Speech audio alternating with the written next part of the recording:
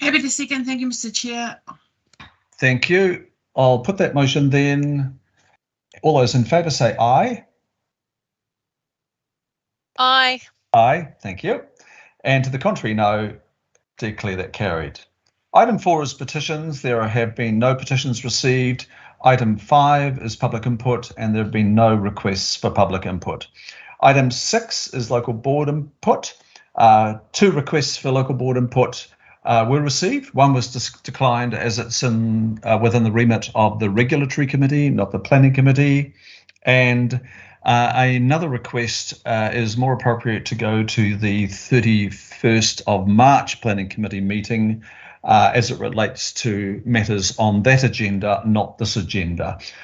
So the Aoraki Local Board will be taking its regulatory matter to the Regulatory Committee, and the Aoraki Local Board will take its MPSUD discussion on intensification to the 31st of March meeting. So we have directed the board in both cases and responded to their requests affirmatively. Now, item 7 is extraordinary items. Nothing has been notified to me in advance of the meeting. Takes us to item 8, and this, members, is where we're being asked to approve allocations for the 21-22 funding round for the Regional Historic Heritage Grants Program, a sum of some $500,000. It's on page 11 of our agenda, and we'll put the motions up pretty soon. The motions are to approve the grants as outlined in the agenda. Noel Reardon is our Heritage Manager, and he's also joined by Anna Boyer, who has authored this report. And Anna is the Senior Specialist in the Community Heritage area. I will now hand to Noel and Anna. Tēnā koutou katoa, everyone. This report is seeking the approval to allocate the Regional Historic Heritage Grant Round for 2021-2022. The Regional Historic Heritage Grant Program was established through the Community Grants Policy adopted in December 2014.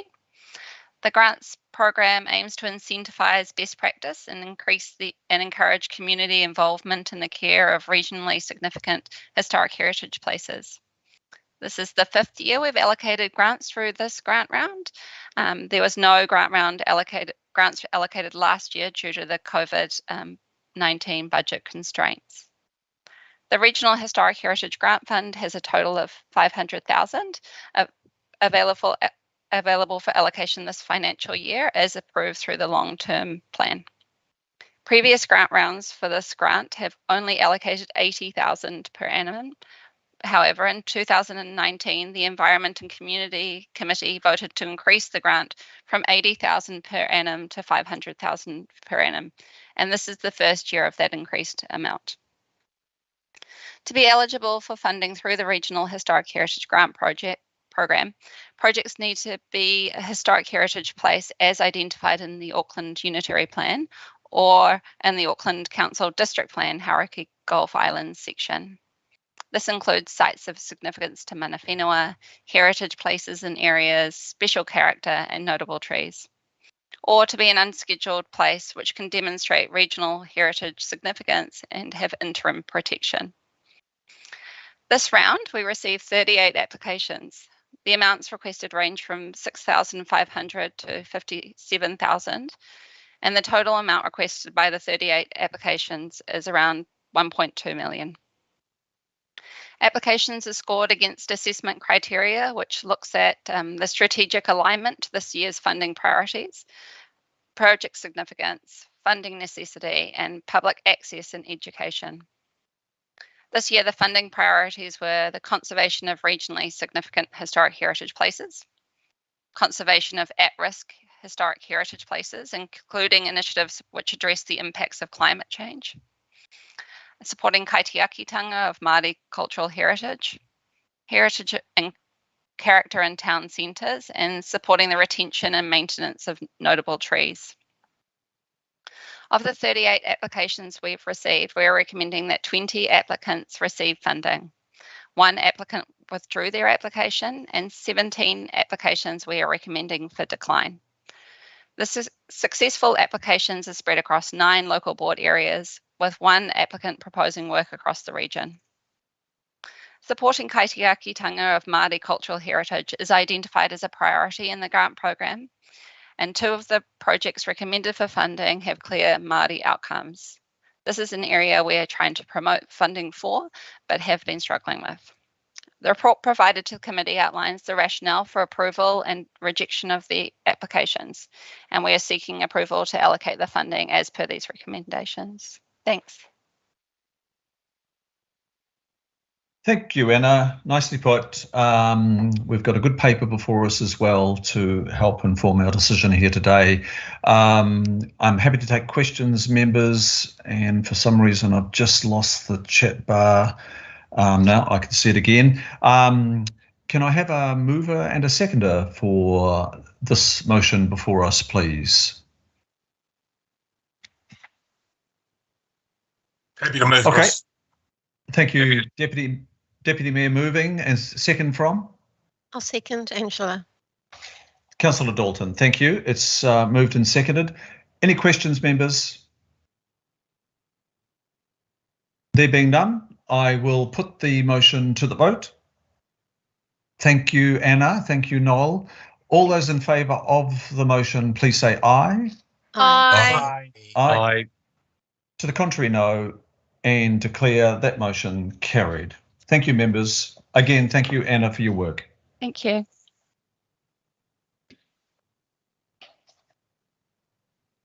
Members, now we will go to item 10. Item 10 is on page 69 of your agenda, headed the application of the new policy from government. It's policy 3D specifically of the National Policy Statement on Urban Development, and a change that was brought about there that we are required to respond to. Sorry, Mr. Chair, you've skipped item 9. Oh, have I? Yeah. Sorry. I will go back. Thank you. Thank you, Sandra. I'll go back to 9. And item 9 is page 33. And this is Auckland Council's submission on the National Environmental Standards for drinking water. This one is going to be reported to us by Dave Allen, Manager of the Natural Environment Strategy Unit, and Simon Fraser in the same unit. We're being asked to approve a draft submission here on the proposed amendments to the National Environmental Standards on drinking water, and also to delegate members to approve a separate submission to Taumata Arawai, and that's also related to drinking water standards. So I will now hand over to, I think, Dave or Simon to lead, please. Is it Simon? Simon to lead. Yep. Thank you. Thank you, Chair. I have a short presentation here, which I will put up on screen for you all. No, that's not. Sorry.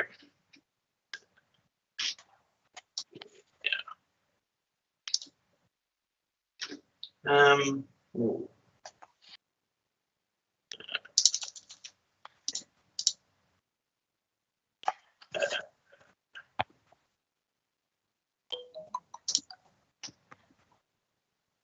Is it showing up on the screen properly there?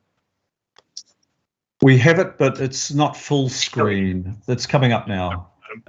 It's full screen. Yeah, technical problem solved. Sorry about that. So good morning, everyone. I'm here to talk to you about a proposed submission on amendments to the National Environment Standards for the sources of human drinking water. So just brief presentation, we'll just run you through the report and the purpose of these regulations, just walk you through our staff advice and the next steps, and finish on the decisions sought for the paper in front of you. Introduction to the report. So there's 2 sets of regulations currently out for public consultation from central government at the moment relating to drinking water. First of these is amendments to the National Environmental Standards for Sources of Human Drinking Water, which is regulations under Resource Management Act, amending the 2007 NES for Sources for Human Drinking Water. Consultation on this closes on the 6th of March, so a few days' time.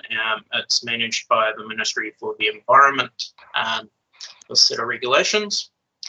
And then alongside that, Taumata Arawai are consulting on a package of 6 technical drinking water standards, which are under the Water Services Act. These are on a slightly longer time frame, with the consultation closing for these on the 28th of March. The purpose of the NES for protection of sources of human drinking water, it's focusing on managing the land use activities around drinking water sources to protect those from risks to human health and affecting the drinking water. 3 parts to the proposed amendments. So the first part is how at-risk source water areas are delineated, so establishing layers of what are being called source water risk management areas around drinking water sources, and different layers of protection for how activities are managed in those areas which may affect the quality of the drinking water source. Second part is how activities within each of those areas are managed or regulated. And then the third part is expanding the requirements of the NES for drinking water to cover all registered water suppliers, so lining up with the new definition of registered water suppliers under the Water Services Act. This set of regulations is very much focused on the first phase of the multiple barrier approach to address risks for contamination of drinking water, which was put forward by the Havelock North inquiry. So just as a reminder, those layers of protection are protecting water at source, effective treatment where required, secure distribution, effective monitoring, and then effective responses to incidents and events. Then the second lot of regulations, technical drinking water standards. So these are technical content for drinking water suppliers, which guide how drinking water is treated and supplied safely. And there are 6 instruments under the Water Services Act. So the drinking water standards relate to the composition of drinking water and cover minimum and maximum amounts of substances which may be present in drinking water. Quality assurance rules, which guide drinking water suppliers on what they need to do to demonstrate compliance with drinking water standards.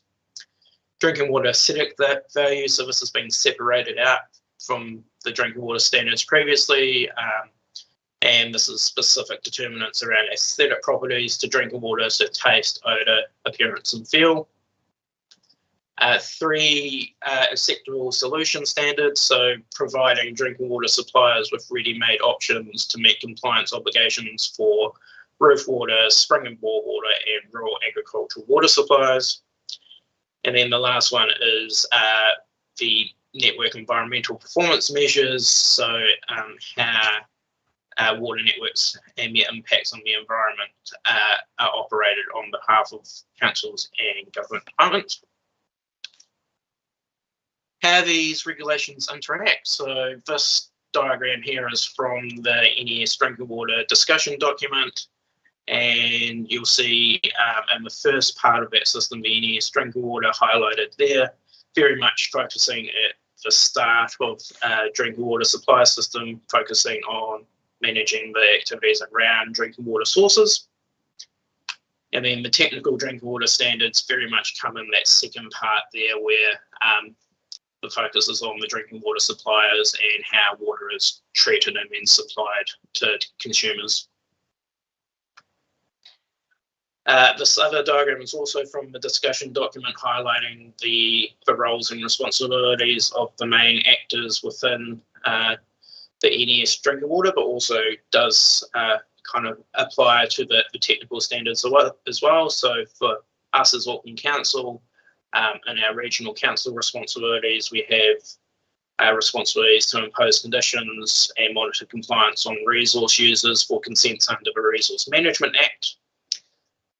Obligations to work with water suppliers around providing information on catchment risks, and water suppliers will then also supply information back to us and highlight any issues from their end for the drinking water suppliers, and then obligations on us to report source water information to Taumata Arawai, and Taumata Arawai to also supply information back to us on registered suppliers and source water data which they hold. So both of those are responsibilities under the Water Services Act. So our staff advice on the NES drinking water, so this is the draft submission which is attached to the report. So generally supportive of the proposed amendments to protect drinking water sources. We recognise the need that there's the national level need to lift drinking water standards and implement the multiple barrier approach, and it is highlighted by the Havelock North inquiry. And the proposed amendments are very much bringing the current NES drinking water into line with other recent or ongoing regulatory reforms related to drinking water. So, for example, the Essential Freshwater Package and the MPSFM, so aligning with Te Mano Te Wai and the hierarchy of obligations there for putting the health of the environment at the top of managing fresh water, and then the health of the water for human use, and then the aligning also with the Water Services Act, and also ties in with the Resource Management Act and Free Waters reforms as well. Our initial advice on the technical drinking water standards, so we are still looking at these and looking at them more in depth, but our initial advice is very much there's no major red flags here, and generally supportive of the requirements as presented. Some minor effects on large drinking water suppliers, such as water care, for example, with some increased monitoring, lab testing requirements and reporting requirements. We do note that the largest impact will be likely on small drinking water suppliers who are going to need increased access to technical expertise to meet the high standards, and the overall impact of the cost for the increased monitoring, testing and reporting is going to hit the smaller drinking water suppliers harder, as just economies of scale, the impacts are going to be more significant for them. Then we also have some detailed concerns around a few items within the standards, some tight reporting timeframes. So it's currently proposed for a 10-day turnaround for annual data, which is very tight for reporting a whole year's worth of data. So recommending that is extended. Collection of economic performance data before the economic regulation requirements under the Three Waters reform is in place. Some concerns there that the information may not line up. It's hard to, I guess, make sure the information collected is going to line up with the new economic regulation, which is expected. And then some of the rules within the standards are very broad wording, so some recommendations there around refining or additional formal guidance on what is meant within those standards. So the decisions we are seeking from you today as the Planning Committee is to approve the draft submission attached. Again, noting the consultation closes on 6th of March. So there is an opportunity to make some minor amendments based on discussions at today's meeting. And then delegation to approve offline an additional submission to Taumata Arawai on the technical drinking water standards, just noting that those close in on the 28th of March. So we are still assessing these, but just walk through the initial advice on those. So that's the end of the presentation on the report. So I'll hand back over to you, Chair, and for any discussion. Thank you. Thank you, Simon. Thanks for your work.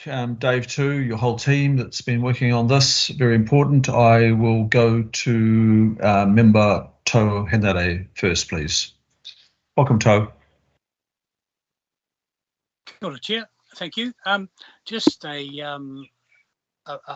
suppose an issue that I have with the Māori impact statement, and that is that if I read it properly, a submission was made and then it was sent out to mana whenua. Is that right? So we contacted mana whenua a few weeks ago now, asking if, well, first of all, highlighting the opportunity for them to, if they decide to submit themselves directly on these on the NES drinking water, but also if they wanted to make their views known to us to include within our submission if they preferred to do it that way. So how did you contact them? Was it by email or? It was by email through our. So we have a contacts list which we use regularly. We received some responses saying thank you, but nothing to offer. But no formal input was received from mana whenua through that. Cool. Thank you. Thank you, Member Henry. And we will now go to the Mayor, please. Mayor Phil. Yeah, thank you, Mr. Chair, and thanks, Simon, for your presentation. Look, my question's in relation to the Taumata Arawai standards. I take it from your presentation that that's not going to have much of an impact at all on water care because there are only minor things about monitoring and lab testing there. My question is really about the impact on small drinking water suppliers. Now, you're not talking about people there that have their own tank supply, but you're talking about people who provide water to others for a commercial return. How far away are they from the standards that are required, and what happens if they aren't able to meet the cost of raising their standards? Thank you for the question, Mayor. So just to start as a reminder for all members on the call that the Water Services Act amendments last year expanded the definition of a drinking water supplier to cover all suppliers which are providing drinking water to more than one household. So it does not include single self-suppliers within that definition. So under the Water Services Act currently, as written, the obligation to step in and take over control of those smaller suppliers if the current operator decides to walk away and not meet those standards does currently sit with councils. But we would expect as part of the Three Waters reforms that responsibility would move to the water services entities if that goes ahead. Perhaps Just a supplementary on that one, if I may. The Three Waters, if it comes into effect at all, doesn't come into effect until 2024. So I presume that we'd have to pick this up in the meantime.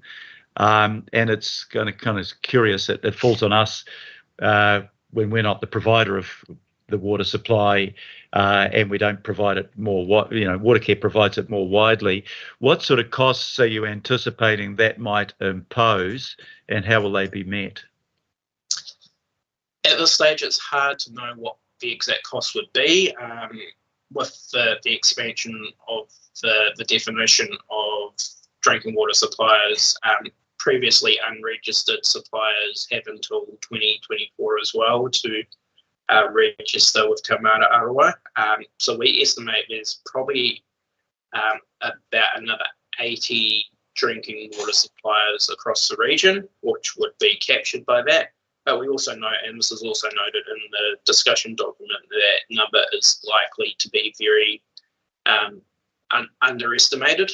So until that 2024 date arrives and all those suppliers are registered, it is hard to know exactly how many additional drinking water suppliers there are across the region. It would be on a case-by-case basis on those drinking water suppliers, how the council would work with those suppliers to help them bring them up to standards.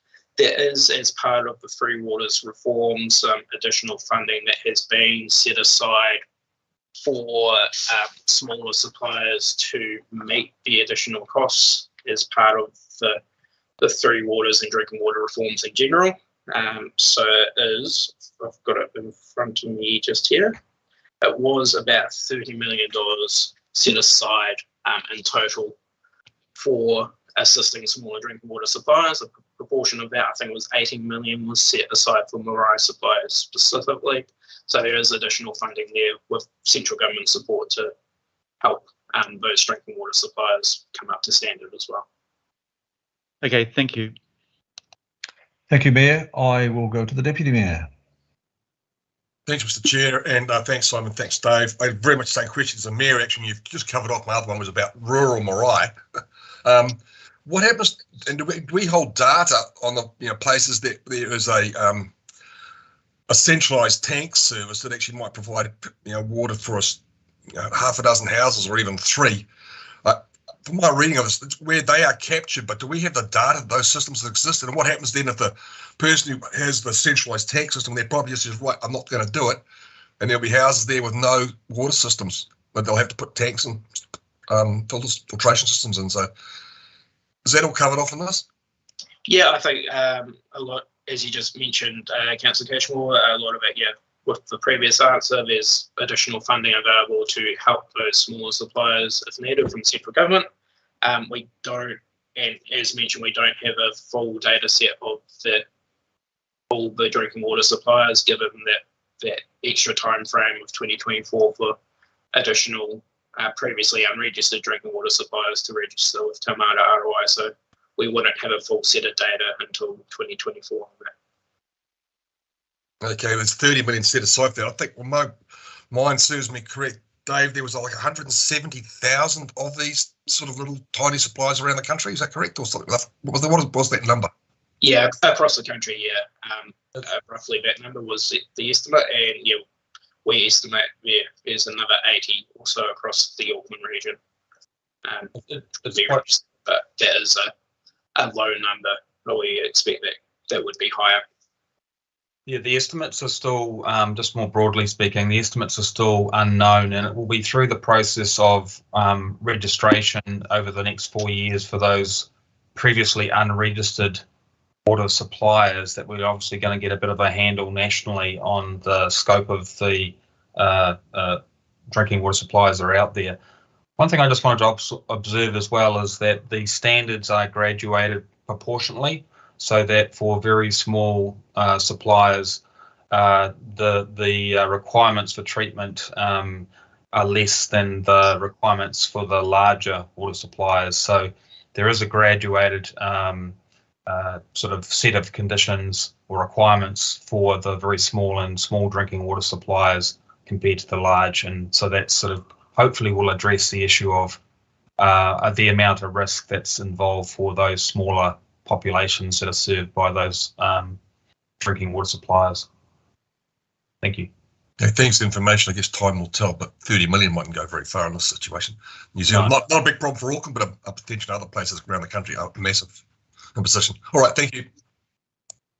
Thanks, Deputy Mayor. So, Simon, we've got some time to consider our feedback on Taumata Arawai, and that there are a number of questions there from both the Mayor, Deputy Mayor, and I also was thinking the same on the impact on small suppliers beyond a single household, and the Deputy Mayor's referred to rural marae.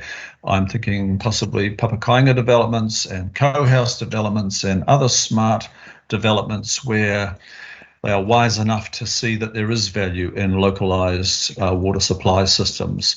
And I think it's going to be really important that we keep an eye out for not making it onerous on such smart developments. We haven't been good in Auckland in looking out for those solutions in the past. Watercare in the past has certainly not had an appetite for that. It's changing, which is good. Water strategy is helping in that regard.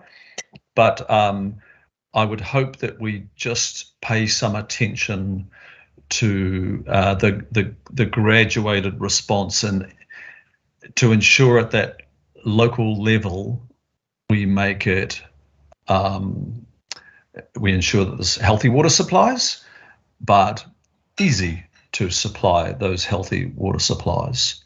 So I'm sure, Simon, I know that your team is well abreast of that and got its eye on that as an outcome. So look forward to seeing that wording. Okay, I've got no further questions. Mayor and Deputy Mayor, you asked the questions. Would you like to move in second, please? Happy to second. Chris, let the big boss do the moving, I guess. Mayor Phil, you're up for moving. Okay, Mayor Phil might have happy to move it. Sorry, I was having trouble with my mic. Okay, good. It's moved and seconded. There's no further questions. Just checking. Okay, we'll put it to the vote then. All those in favour say aye. Aye. Aye. Aye. To the contrary, no, and declare that carried.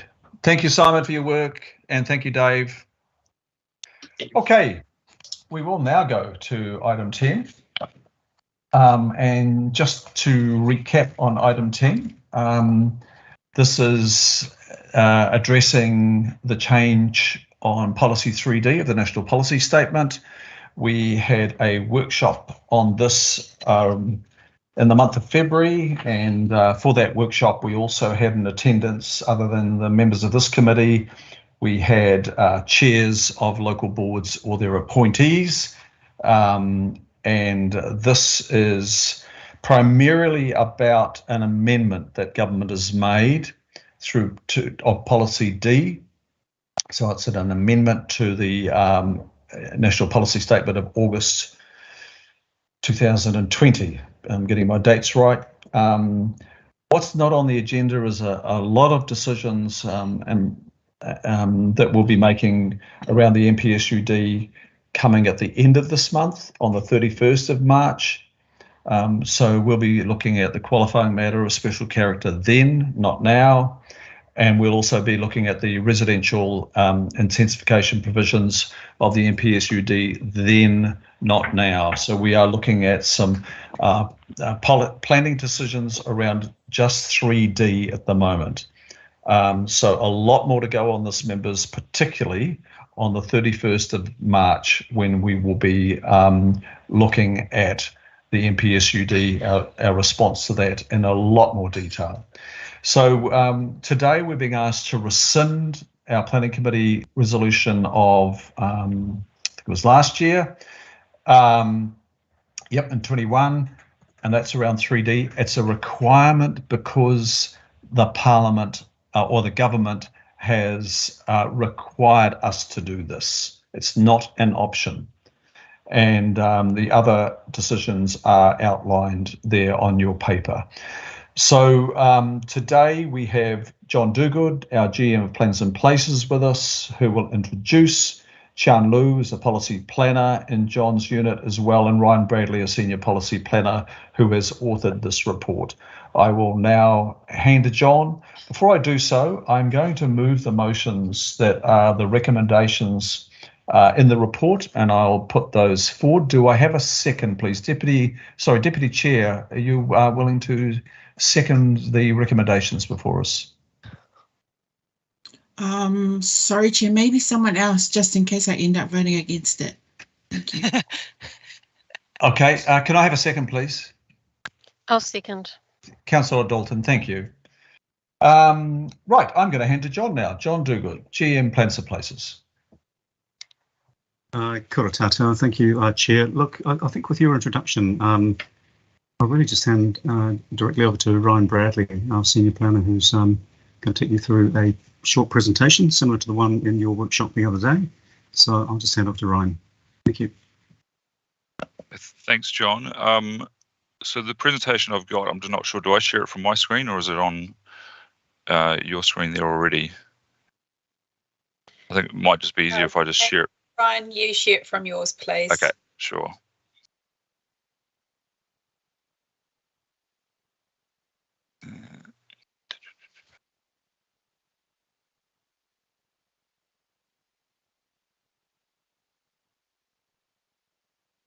Okay, is that coming up on your screen now?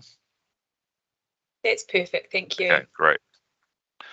Okay, so as explained, I'm here to tell you about one of the changes to the National Policy Statement on Urban Development that came through the RMA Amendment Act just before Christmas last year, and that's around Policy 3D. Now, Policy 3 in itself covers the intensification policies. So these are the policies that direct councils to increase heights and densities in various areas. So policies 3A, B and C cover intensification in and around the city centre, the metropolitan centres and around major public transport stations. And there are no changes to those policies, but 3D, policy 3D has been completely changed. And so I'll explain the change for you now. So the formal wording of policy 3D was basically directing the council to intensify all other areas, and it was to be based on levels of accessibility and demand. And now that policy has been completely removed and changed with this new one here, which is more specific, and it's asking for intensification to be located within and adjacent to neighbourhood, local and town centres. And the building heights and densities are to be commensurate with the level of commercial activity and community services in that centre. So basically, the higher the level of activities and services in the centre, the more intensification is expected to occur. And this new policy no longer refers to the all other areas that the former policy did.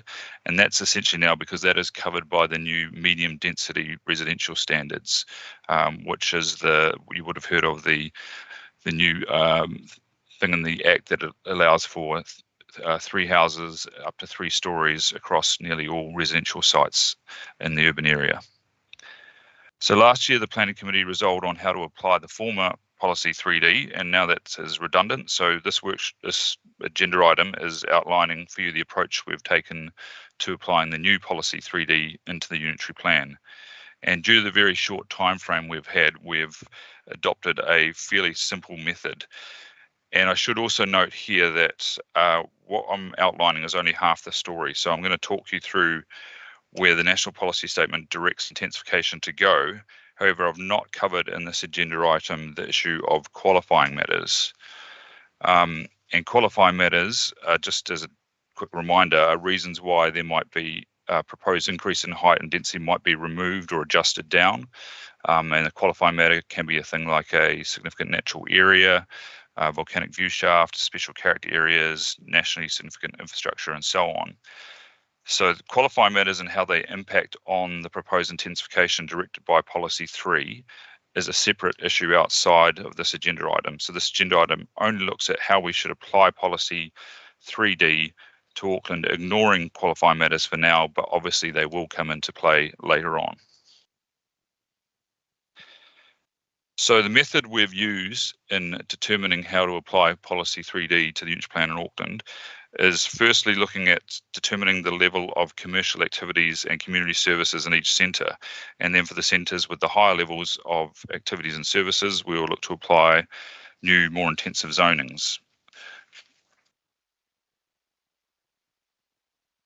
So to determine the level of commercial activities and community services in each centre, we looked at 3 variables. The first variable is the centre's role in the unitary plan's hierarchy of centre zones. So here we've got at the very bottom of the hierarchy, the neighbourhood centre zone. So these are generally just a small collection of shops. It's usually corner shops. It'd be perhaps a dairy, takeaways, bakery, chemist, and so on. And often they can just be a standalone shop by itself, so one dairy or one service station. And there are around 400 different neighbourhood centre zones across Auckland, and the average size is around 3,000 square metres, so they're fairly small. The next step up in the hierarchy are the local centres, and these centres provide local convenience needs for the surrounding residential areas. They typically include some local retail, commercial services, offices, restaurants, takeaways, and sometimes a smaller supermarket. There are 74 local centres across Auckland, with the average size being around 3 hectares. Some examples of local centres in Auckland are places like Gulf Harbour, Beach Haven, Dawson's Road, Massey Road, and Waiuku. The next step up in the hierarchy are the town centres. So these are larger centres, usually located on arterial roads with good public transport, They have a wide range of activities, including commercial, leisure, residential, community and civic services as well. There are 44 town centres in Auckland. The average size is around 10 hectares.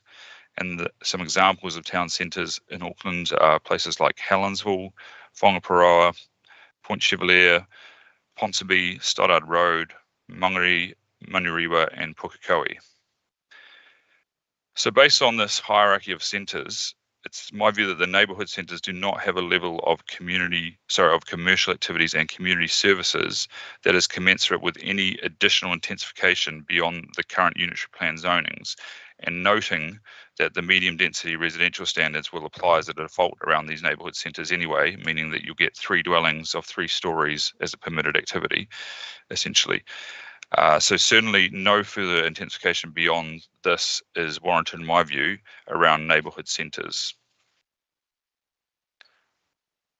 In terms of local centres and town centres, though, they may warrant further intensification, and we're going to base this on 2 further variables. The first is the size of the centre. So the idea being that the larger the centre, the higher the level of activities and services there will be. So there's a large range of size in the centres. The average local centre is around 3 hectares, but they can be as small as 2,500 square metres and as large as 18 hectares. And the average town centre is 10 hectares. They can be as small as 2 hectares and as large as 25 hectares. So not all centres are equal. And therefore, all local and town centres have been classified as either small or large, depending on where they lie against the average. Under the average being small and above the average being large. The second variable we looked at was accessibility of the centre or its catchment. The idea being that the larger the catchment, the higher the level of activities and services there will be. The centre catchments of both population and jobs were calculated using a 45-minute public transport trip. And centres with an accessibility score below the average were classified as having low accessibility, while those above the average were classified as having high accessibility. So based on this research, we came up with the following principles on how to apply the new policy 3D within and adjacent to the various centres. So the first principle we've come up with is that there is no change within the centre zone. So that's within the neighbourhood, local and town centre zones themselves. And that's because they already have a very generous amount of height and density standards in those centres, which we think is commensurate with the level of commercial activities and community services that those centres have. Second principle is that there is no intensification under policy 3D adjacent to, so we're talking about the land around the centres, not the centre zone themselves, but the residential land around these centres. We're talking about no intensification under this policy for any neighbourhood centre. As I talked about before, we don't think they have the level of services and activities commensurate with any further upzoning. Local centres in our classification that come out as small and or low accessibility, and any town centre with low accessibility. But bearing in mind with all of this, I'll say again, the medium density residential standards still apply. So when I say there's no intensification, there's no policy 3D intensification, but there still will be the medium density residential standards applying to these areas, these residential areas around the centres. So the next principle is that we will apply the terraced housing and apartment building zone for all residential sites around 200 metres from local centres that are large and have high accessibility, and town centres that are small and have high accessibility. And then finally, we'll apply the terraced housing and apartment building zone for residential sites around 400 metres from town centres that are both large and have high accessibility.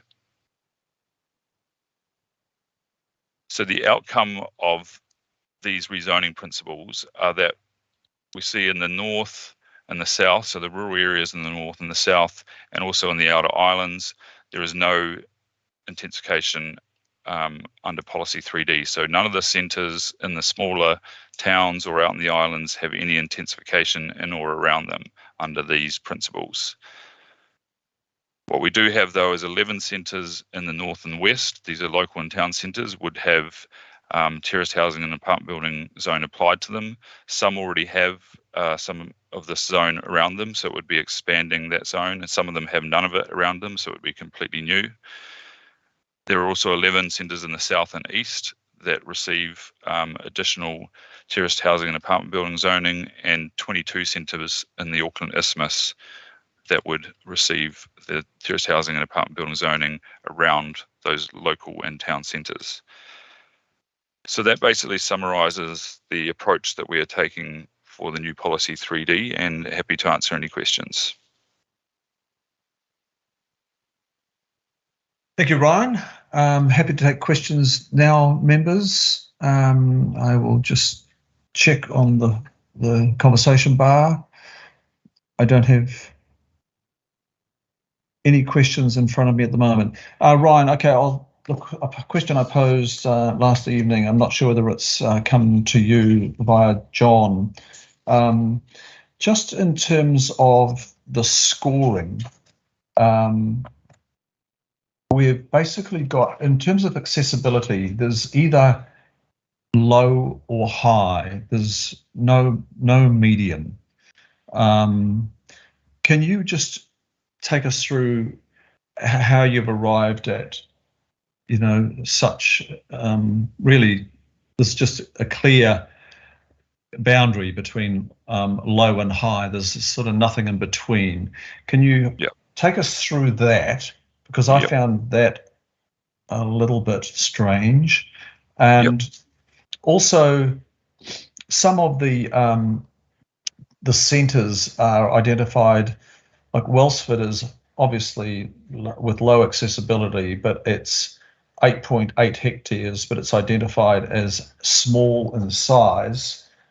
And then you go to Albany Village, which is 8.4, and that's considered large. Can you just explain some of those numbers? So in terms of the last question, I think that is because the Wellsford Centre is a town centre. Average size of town centre is about 10 hectares, so it's below the average. Whereas that Albany Village is a local centre, so those are generally smaller. So 8 hectares is actually larger than the average for the local centres.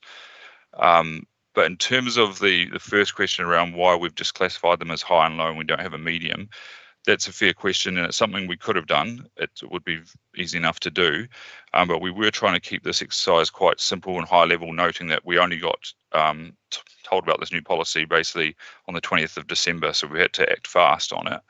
Probably the main reason we didn't create a medium category is it just really would have complicated the process, and the benefits I don't think are really clear, because where we have a large and a small or a high and a low classification, that leads directly to a zoning response.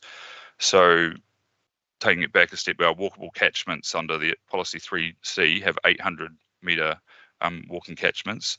What we've done for the large and accessible town centres have a 400 metre radius around them, or a 5-minute walk. And then for the town centres that are small or the large local centres, we've got the 200 metre radius, which is 200 metre radius, around a 2.5 minute walk. So if we created another medium distance in between that, we'd have to have some sort of other 300 metres or a 3-minute walk or something like that. And it starts to get quite overly complicated, and I think unnecessary, and probably quite hard to justify why we're working in 30-second intervals and so on. So I think using the 800, 400 and 200 was just a simpler approach to go to and easier to justify than getting right down into tiny increments. Okay, so look, I hear that. So if we had more time, I understand our unit has been under a lot of pressure. It's had to redo work. It had work in response to the original MPSUD underway. A lot of that work became redundant, and you had to reset yourselves after the legislation was passed. So if we had more time, would we have taken a more nuanced approach to heights and density around the town and local centres with high accessibility, the ones with high accessibility, taking into account that local context and the zoning of the adjacent residential, which would of course be medium density, as required by the legislation. So if we had more time, would we have taken a more nuanced approach? Would this look different? I don't think we would have taken a more nuanced approach in terms of 400 metres, 200 metres. I think that's already a very nuanced approach. We're getting very small distances there in terms of town planning and walkable catchments and so on. I think if we had more time, we would.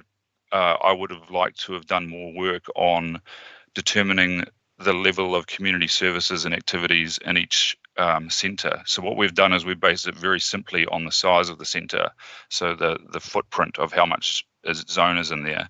But there are things, we looked at it and said that the zoning is basically the best thing to use because there's a lot of churn. You can't just look at what the activities are out there at the moment. Restaurants and shops and stuff could be open this year, closed next year. But I think if we had more time, it would be good to try to have looked at more of the activities that are more permanent. So like say supermarkets generally don't flip and change every year, that they're more long-term things.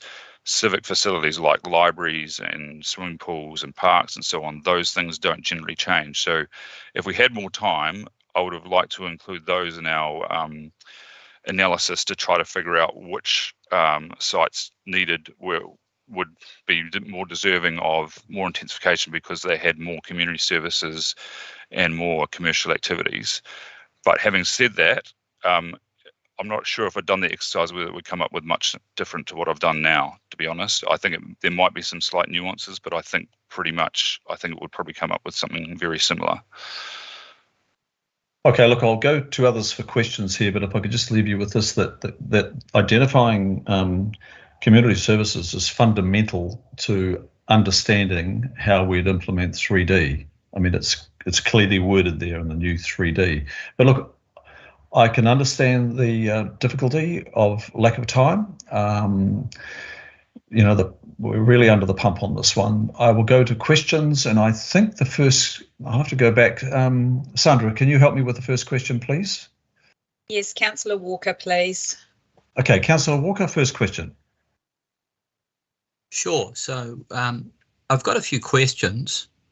And can I give you, I've got a lot of people wanting to ask questions. So can we take 2 questions? And are we on some kind of time constraint for what is a very important issue? I'll take 2 questions. Be rather and then I'll come back. No, I'll take 2 questions and then I'll come back after others have had the opportunity to ask 2 questions as well. Thanks, Councillor. Okay, so I've got a question around how this applies in practice and the relevance of what the government is imposing versus the unitary plan. So if I take a specific example, which is Whangaparāoa Town Centre, which is a town centre that I'm very familiar with, it's on a ridge, a very high point in the landscape, so there are significant aesthetic effects. On one side, the land falls away steeply, very steeply, down into a catchment called Arkles, which is totally unsuited to any intensity of development. On the opposite side of the road, a very busy road, which is the only road that carries traffic down much of this part of the peninsula, it's highly undesirable to have intensive development because of transport effects, particularly side friction and so on. Now, I could elaborate on a range of matters that will make the type of development that is proposed literally disastrous in terms of aesthetics, in terms of traffic, in terms of livability and the like. Is there any way that any of these matters can be considered as qualifying? So that's a question. Okay, Ryan, can I go to you and can you draw our attention to Whangaparāoa on page 82? So first of all, in the appendix of my report, it does classify all the centres as to whether they are small or large or have high or low accessibility. And you see that Whangaparāoa is not one of the places that is going to, under this proposal, would have any further intensification around it. under policy 3D. So I'm not sure if that negates the rest of the question, but in terms of the other issues you raise around the steepness of land and so on around it, those things could come in as qualifying matters, I believe, like in terms of, which I'm not completely, maybe John could jump in here with the qualifying matters, but I think things like coastal erosion and is land stability, is that in there as a qualifying matter? I'm not 100% sure actually. Well, just jump in. Natural hazards, be it coastal hazards or other significant natural hazards, are already agreed to by the committee as a qualifying matter, and there's strong support for that in the NPSUD and the Amendment Act. More localised landscape issues of the sort, Councillor Walker, you're referring to, we haven't yet as a council endorsed those as a qualifying matter. There will be a lot of work and evidence required to justify why around a particular town centre there is a local landscape visual aesthetic reason why some additional form of intensification shouldn't go ahead. But certainly outstanding landscapes that are mapped in the unitary plan, they are already a given, that we will be avoiding compromising those. The view shafts, as we've talked about, the height sensitive areas around the maunga. So there are some landscape elements that could be a good justification, but to start getting into very local aesthetic issues, I think that's, I think I have to be upfront that to do that by August robustly will be a real challenge. But for Whangaparaoa, as you've heard, the recommendation at this point is that it isn't subject to any additional intensification under this policy 3D. And that is because in part of accessibility. How does that accessibility change, for example, when we have Penlink, for example, when other things change, when we might happen to have a more regular bus service? How quickly does that change? Good question. The way we're based is on a public transport service. So if there's public transport going down Penlink, that could make a difference.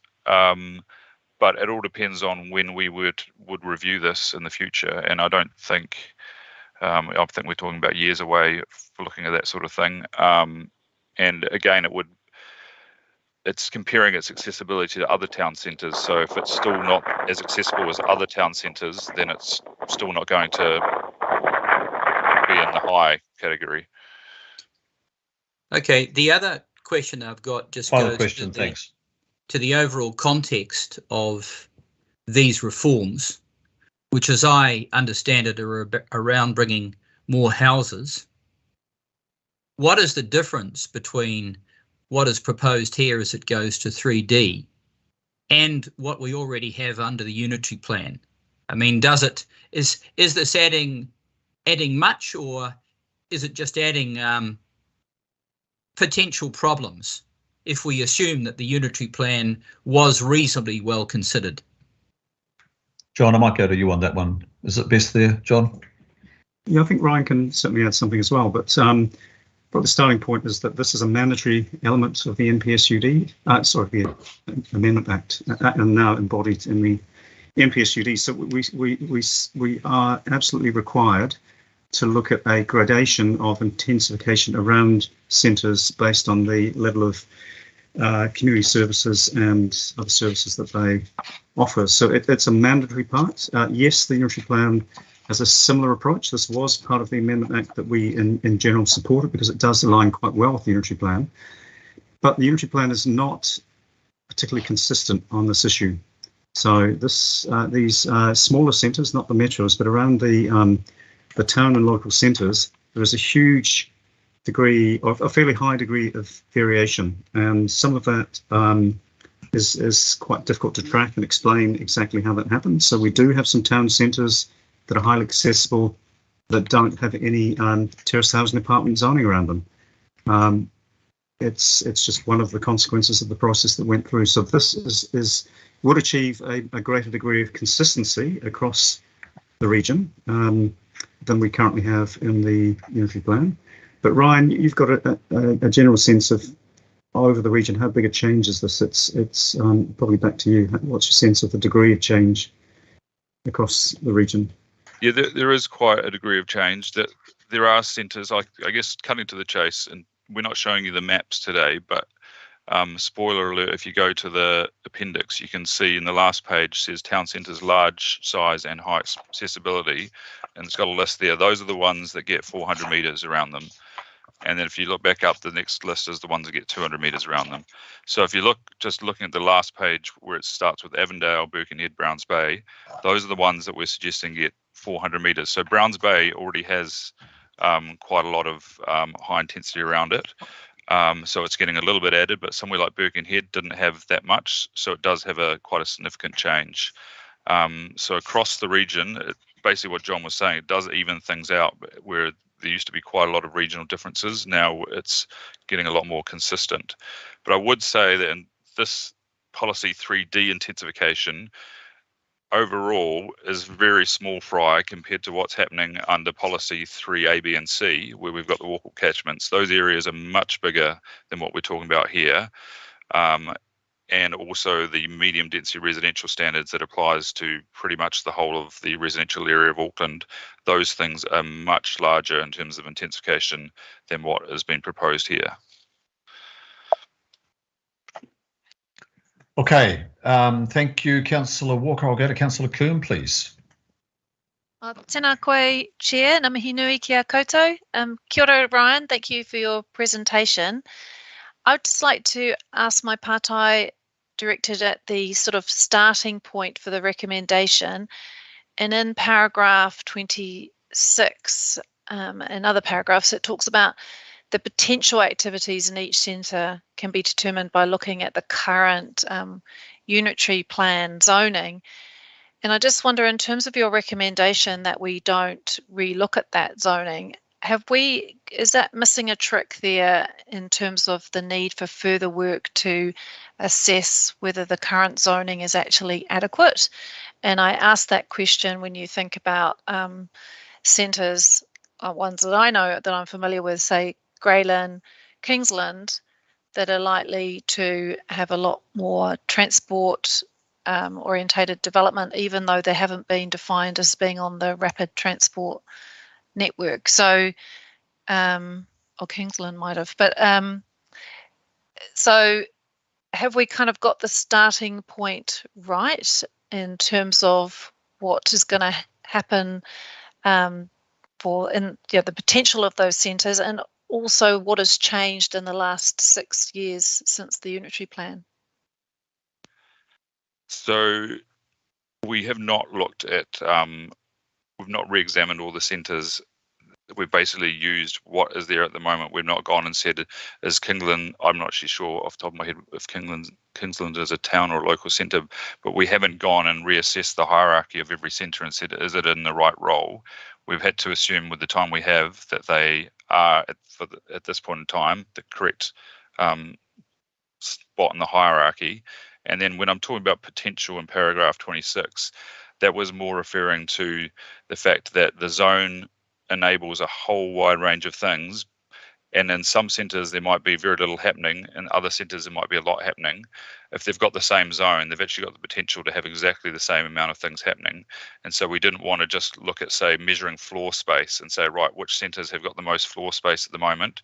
Those are the ones that have got the most commercial activities. Therefore, we're going to intensify around them, when a centre down the road could have just as much potential for those activities. So that's what I was meaning by potential. It was more the potential that the zoning enables for so many activities, restaurants, supermarkets and all that sort of thing most of them are permitted activities in the town centre zone, so they could basically turn up tomorrow. And so that's what we were trying to take account of in that paragraph. But we weren't looking at re-evaluating all the centres' role in the hierarchy as part of this process. Thank you. And Mr. Chair, if I just clarify, so Ryan, your recommendation B1 is essentially saying that we're not revisiting the current unitary plan zoning within the centres, but the supplementary question I have to that, if that's the case, is this process going to allow that in terms of the consultation and the feedback that we might get? The recommendation B1 is around saying we don't think we need to change the building heights or densities within the centre zones themselves.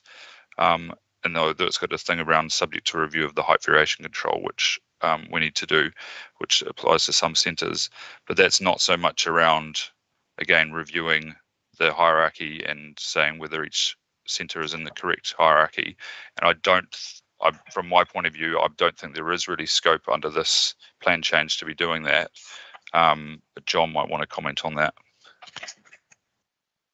John. I guess we'd have to check with our legal team, but I suspect people could submit, come August, put a submission in to say that we haven't increased the heights enough in particular town centres, or that we haven't got an extensive enough amount of terrace and apartment zoning around them. So, my feeling is that probably is within scope of submissions, but we need to check with our legal team and come back to you on that sort of issue come 31st of March. But yeah, others could argue it, but I think the key point here is that we've only got so much time through to August. We did a huge amount of work on town centres, local centres through the AUP process. There is a hierarchy of heights and categorisation between town and local centre. So it's probably something that we just simply don't have the time to do. There are other more significant things to address under the NPSUD than revisit the hierarchy of the centres and the heights within the centres. But others probably can make submissions on that point and give us feedback on that point in April. Thank you for that. And I think it's not just within the zone, it's also whether the zone is covers the right area as well, which Correct. is potentially not excluded. So, Yeah. Okay, thank you for that. Thanks, Mr. Chair. Thank you. I'm just trying to work out who's next on the questions here. Look, I'll just go to the Deputy Chair, actually. Sandra, could you just prompt me with the order of the questions, please? Sure, it's Deputy Mayor Cashmore next. It's the Deputy Mayor next. Deputy Mayor Cashmore, please. Thanks, Mr. Chair, and thanks, Ryan. Good to see you, and John. My question is about the totality of these enabling plan changes, this one, and about these local centres and town centres for population potential growth that helps direct our finances as far as transport networks and investment is concerned. Do we have that sort of what would be the whole potential population increases enabled by these plan changes? Ryan, I can take that one. So it's Councillor Cashmore. It's very much work in progress. We will be doing that analysis once we have a base draft plan ready, sort of for public release. Some aspects of it in April. So we will do that analysis of what extra capacity is created, what that all means. We'll be looking at the economic viability of this extra capacity. It won't be creating more population growth in Auckland, but it will be shifting potentially where some of the housing occurs. So that will be part of the analysis. We're just not quite there yet. Yeah, that's what I was meaning, John. Thank you for that. So, okay, we'll see that work when it comes. We'll change the financial focus of where investment goes, probably, to a degree. Okay, thanks. Thank you, Deputy Mayor. Councillor Fletcher. Councillor Fletcher. Thank you, Councillor Fletcher. Your call. Thank you. And may I thank Ryan for the clarity in which he is trying to give us this information. We all feel, I suppose, at times like, mice on the treadmill trying to keep up with the legislation. However, I'm still needing to be quite clear today what we decide today, whether you need that information to inform the information you're going to bring to us on the 31st of March, but can any decisions taken today, which are in the absence, as you pointed out before, of qualifying matters and all sorts of other things, can this be revisited, or this sets in stone this stage as we see you work progressively through with the ridiculous time restraints? So I'm just a little unclear as to what the process is as we work our way through this.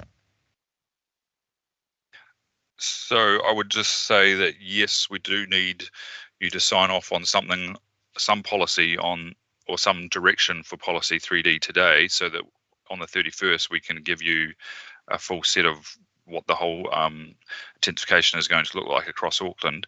But then in terms of if you then change your mind on that, I guess, John, I'm not sure where on the 31st, what the scope is for pulling back on some of those things.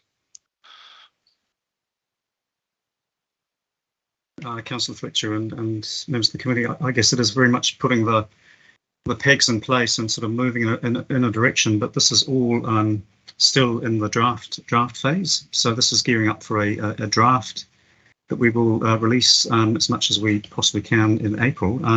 But it's not till August that you have to make final decisions, and so really it's putting things in place so that we have a reasonable draft response to as many aspects of the NPSUD and the Amendment Act as we can for Aucklanders to give us feedback on the key areas where we have some discretion, because there are many areas where we simply don't have any discretion at all as council. But absolutely, as the feedback comes in and as you become familiar with what that feedback is saying, as council, the August plan change could take a different approach. But this is the sort of officer advice at this stage, going into a draft process in April and then back again for August. I really appreciate that response, Mr. Chair, because for members of the public who are following this, I still see things as being very fluid, and this isn't setting in concrete matters today, but it's giving the support to our officers to keep progressing work, and that's sort of my understanding of where things are. Am I correct, Mr. Chairman? Well, I think you've identified it correctly, Councillor Fletcher. While it is fluid, we are taking steps as well, but we're still in the early stages of quite a long process, which includes, as best we can, the opportunity for the public to have a look at it prior to the public consultation, but that has been narrowed down due to the restriction in time that we have now. But you are correct, it's a fluid process, but we are taking steps towards something that the council sees fit to notify in August. And then it goes into that process of hearing and very likely further changes once evidence has come in.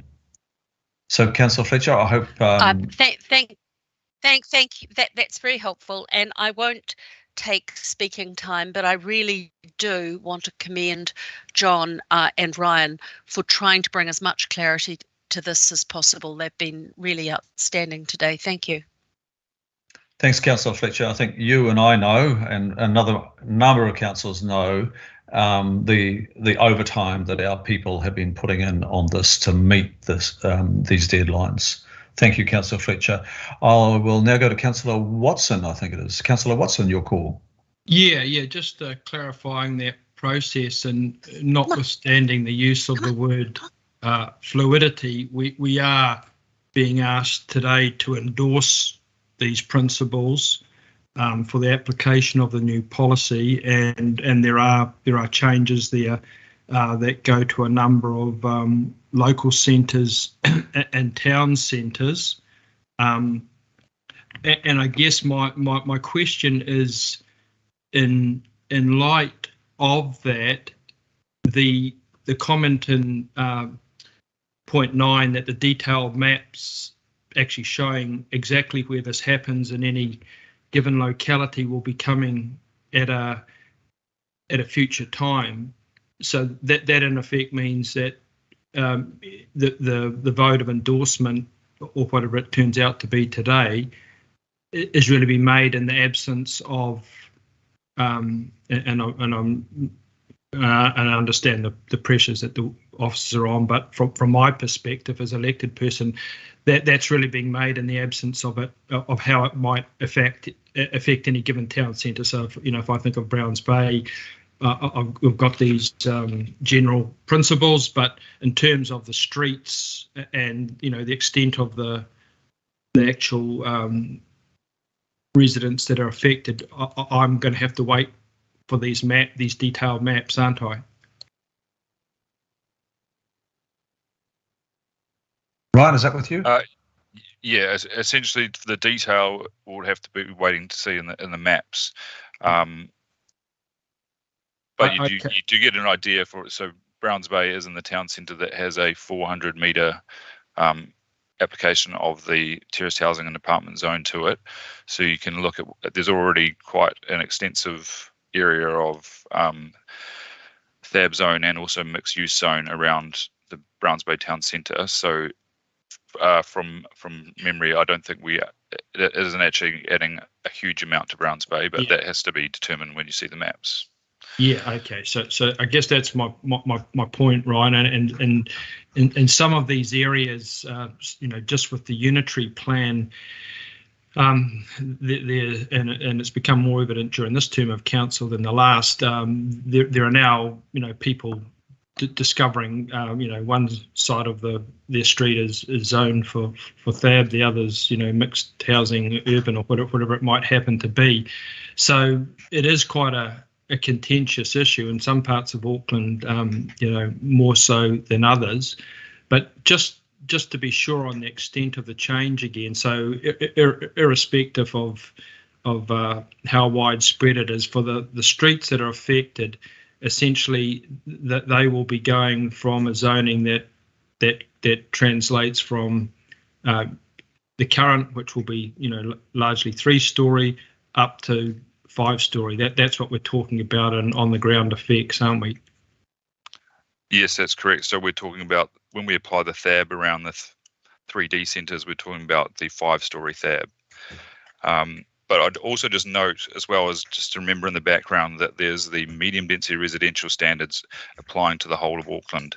Yeah. So that we've got basically the baseline is 3 stories, 3 dwellings. So the THAB is the next step up from that. So the terrace housing and apartment zone is one of the most dense residential zones we have at the moment under the plan. Once we get the medium density residential standards in, it's actually not going to be too far from most of Auckland. The medium density is 3 stories though. So this is 2 stories above that. Yeah. Okay. Yeah. All right. Okay. Thanks, Mr. Chair. I just think it's worth noting that point that that there is a bit of a gap here in terms of the specifics that from my perspective anyway, in some of these areas that have been very sensitive to even current unitary plan zonings, that it's not quite all that reassuring to be proceeding without a street by street awareness of actually who's captured in this, and I don't cast any aspersions on the officers who've been very busy getting it to this stage, but from an elected point of view, those maps are really quite important. Thank you. Thanks, Councillor Watson, and we'll be seeing that in this month. That'll be the next step in the process. So thank you. Now I think I've got Councillor Cooper next. Councillor Cooper. Thank you, Chair. You might have explained it and I didn't get it, but looking at the small centres, both Sunnyvale and Swanson are similar size. One's got low accessibility, one's got high, but they're both near a train station. Is the difference about accessibility is it something to do with the Waitaku Ranges Heritage Protection Area, which puts in stone the amount of development available that would make it not be able to have any development? And sort of beside that, would the Waitaku Ranges Protection Area, Heritage Protection Area, be a qualifying matter from changing to single house zone to the new zoning? Because we know we developed Penihana next door as a special structure plan to allow development next to the train station, but anywhere else, no. So, except across the road. So, sorry, it's a bit of a convoluted thing, but they're quite similar little local centres, and they've both got trains, but they've got a different classification. So, was it Sunnyvale and Swanson? Is that right? Oh no, sorry. Because Sunnyvale's in Henderson, and so they're and Swanson both on the Western train line. Oh yeah. So I can't tell you exactly why, but I would think that Swanson is coming out as low it's in the 32nd percentile. Sunnyvale's in the 57th percentile, coming out at high. I guess it's probably just because Swanson's the last one on the track, isn't it? It's the end of the line, Yeah, and it's it has very intense development up behind on the foothills next to it already. But I just wondered if it's something to do with, because it's hard for me to kind of work out your scoring system. Sorry. Right. No. So I don't want to get into it. Yes, it was nothing to do with the Waitakere Ranges or anything like that. All it was is how many people can get to that centre within 45 minutes using public transport. Okay, so it's got a high population. Yeah, because on the western side, it's a bigger catchment than Swanson, because I guess it's at the end of the line. It takes longer to get to other places. But the other question you raised was, is the Waitakere Ranges Act a qualifying matter? And yes, it is a qualifying matter. Thank you. Thanks. Thanks, Councillor Cooper. Good question. Okay, we'll go to, I think it's the Deputy Chair now. Councillor Bartley, please. Oh, thank you, Chair, and thank you to the officers for the work in this report. I wanted to ask, because I really like the bit in the report where it talks about the potential of what could occur, but I don't feel that that is reflected in the principles. So, yeah, I guess my question is, what should the principles be if we took an approach that looked at the potential, that considered the potential of what could be? So I think they do reflect the potential. So the other option we could have done was to not look at potential and look at what's actually happening on the ground. And so that way we would have measured floor space and said, right, instead of measuring the footprint of the centre, let's just figure out how many buildings there are, what's the floor space in each centre, and those centres will calculate the amount of commercial activity and civic amenities and so on based on that. That would have not taken into account potential. That would have just been what is going on today. So instead of doing that, we said, no, we're going to just look at the footprint of the zone, which does mean that there is potential, because some centres are currently underdeveloped, but tomorrow, who knows, someone could come in and build a supermarket or a apartment building, whatever it is. And so I think the principles we've used do include the potential of each centre, as opposed to just looking at what's there now. And basically classifying it as per 2022, what's going on at this current moment. In what way? Because one of the principles says no change to building heights and density of urban form, which to me seems quite set, no change. So are you talking about within the centres themselves? We're saying that the centre zones, so the neighbourhood centre zone allows up to 3 stories. The local centre zone has 4 stories height, and the town centre zone is variable, but can be between, say, I think 4 and 7 or 8 stories. And so what we're saying is that those are already quite generous, and so we don't see any need to increase the heights within the centres at this stage based on the level of activities in those centres, because they're already quite high. What we are looking at, instead of looking at the heights in the centres themselves, is we're looking at the areas around the centres, so the residential areas adjacent to the centres. Sometimes in some of these centres, there'll be, say, single house or mixed housing suburban around them, and we're suggesting where those centres are large or they have high access, that we should be intensifying around them with terraced housing and apartment building zones. Okay, all right. And 3D is taking this wider than just like throughout Auckland, right? So 3D looks at all neighbourhood, local and town centre zones across the whole of Auckland, and says which ones we're going to intensify around. And as per the last slide, we're not doing anything in the rural area, anything on the islands. We're doing 11 in the north, 11 in the south, and 22 on the isthmus in terms of intensification. But I would say again, 3D is there is intensification around these centres, but this is small fry compared to what is going on in policy 3C, where we did the 800-metre catchments around all the metropolitan centres, all the train stations and so on. That is a huge amount of capacity and a huge amount of areas going to minimum 6 stories through that. Then we've got the medium density residential standard, which applies to basically the rest of residential Auckland. So while we are talking about upzoning here, it really is not significant, but in comparison to what else is going on, this is not the major bit of intensification that's happening through the NPS. Okay, thank you. Thank you, Councillor Bartley. I will now take the question of, I think it is Councillor Hills. Councillor Hills, your call. Kia ora, Chair, thank you, and very good discussion, and thanks to the staff for trying to put together what is an extremely complex set of things for us, as always, with this. I guess my questions, and they were sort of in the workshop yesterday about a different issue, but I guess in the scheme of things, are we following the law? Is there anything we are pushing back against the law? So are we in line with the law with these resolutions and the sort of endorsement? Just want to make sure. And the other thing is, and it's not completely connected, but how can we improve other things that are maybe not connected but would improve things? I can just think of an example right now, Chair, in Shakespeare Road in near Smales Farm, where a local centre is being made into apartments. That's great. They're putting some restaurants in, but then the other part of the frontage, which is currently shops, is going to be the underground car park or whatever. Are there things that we can improve with these changes, such as ensuring we keep, shop frontage or whatever, that kind of, in those mixed use areas? Can we tag on things like that to these plan changes and processes, or is this got to be just following the law and we can't, make improvements like that?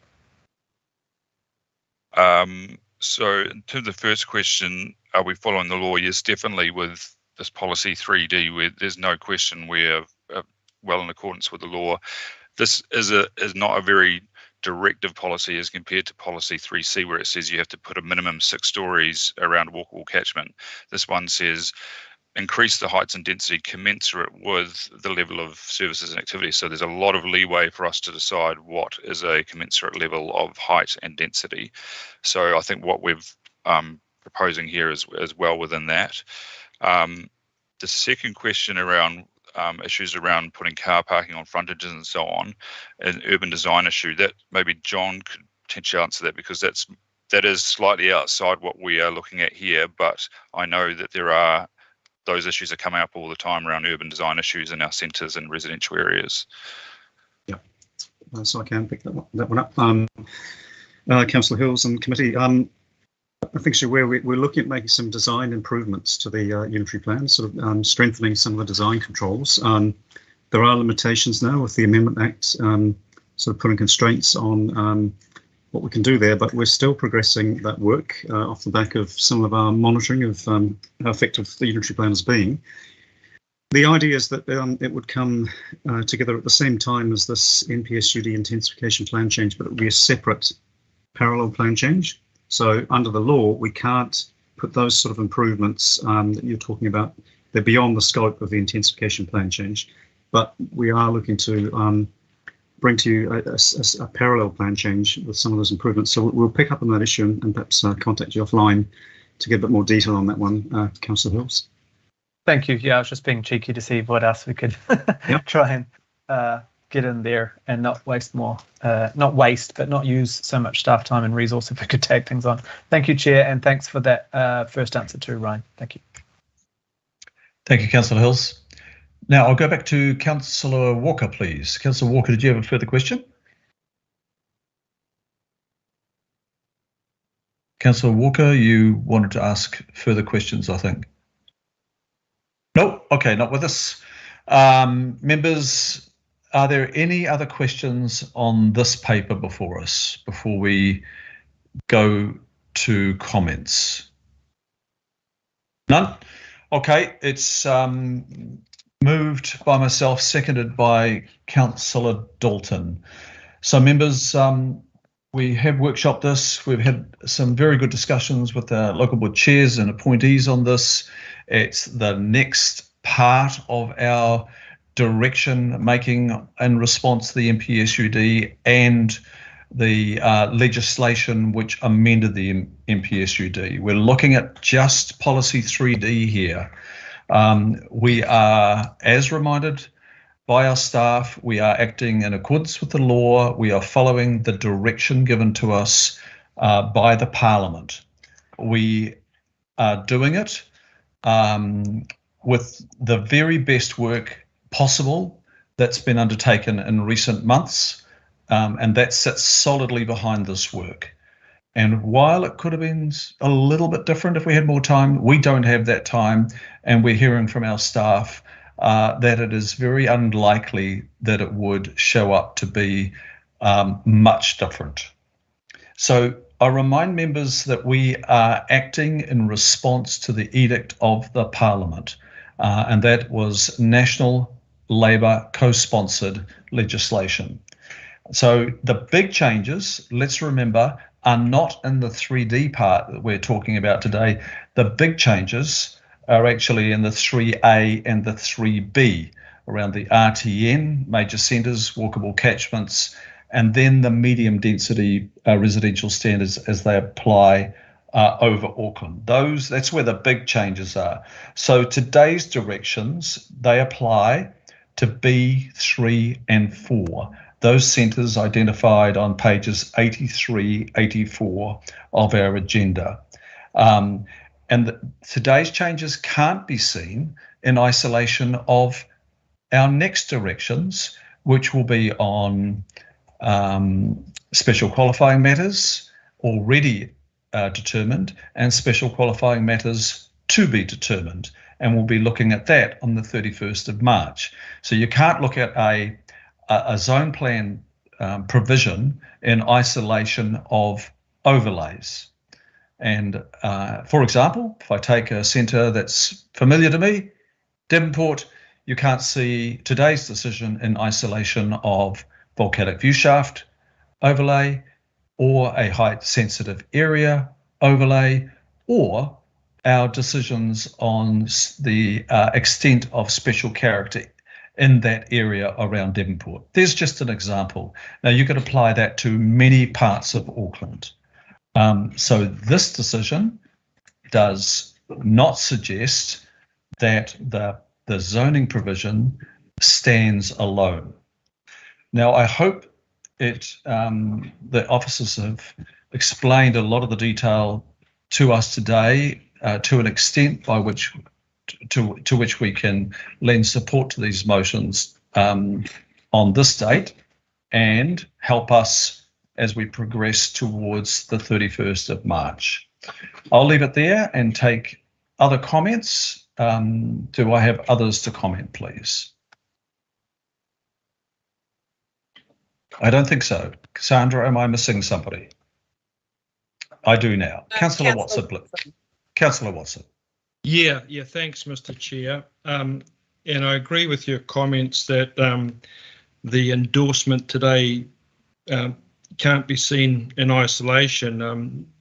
Can't be seen in isolation of the overlays that you mentioned and the other qualifying matters, but can't be seen in isolation of what's coming up as part of this package too. So as much as we're considering 3D today, it's part of a far bigger suite of very significant changes that are coming up that we got a slight taster for yesterday, and which are very, very concerning on a number of fronts. So what that means, Mr. Chair, is that people like myself get a really an invidious position of having, and you know, without relitigating the submissions that were made to the select committee, which just wasn't the mayor and yourself. There was a submission from a group of 5 councillors that I was involved with, who probably had a similar experience to you, where we submitted to the select committee with, you know, in very strong opposition, concentrating mainly on the medium density provisions.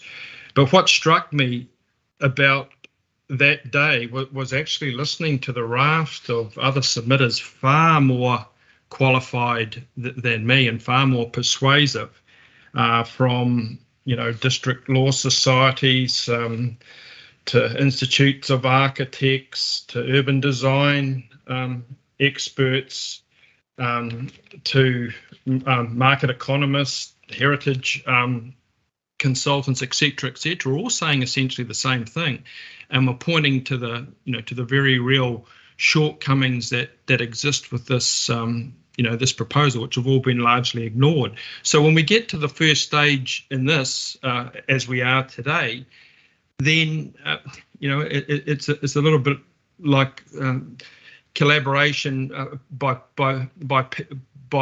section, and in so doing, it really ends up with people who have real concerns being left in a very invidious position of apparently having to support the intent and the policies that are consequential to this housing enabling bill.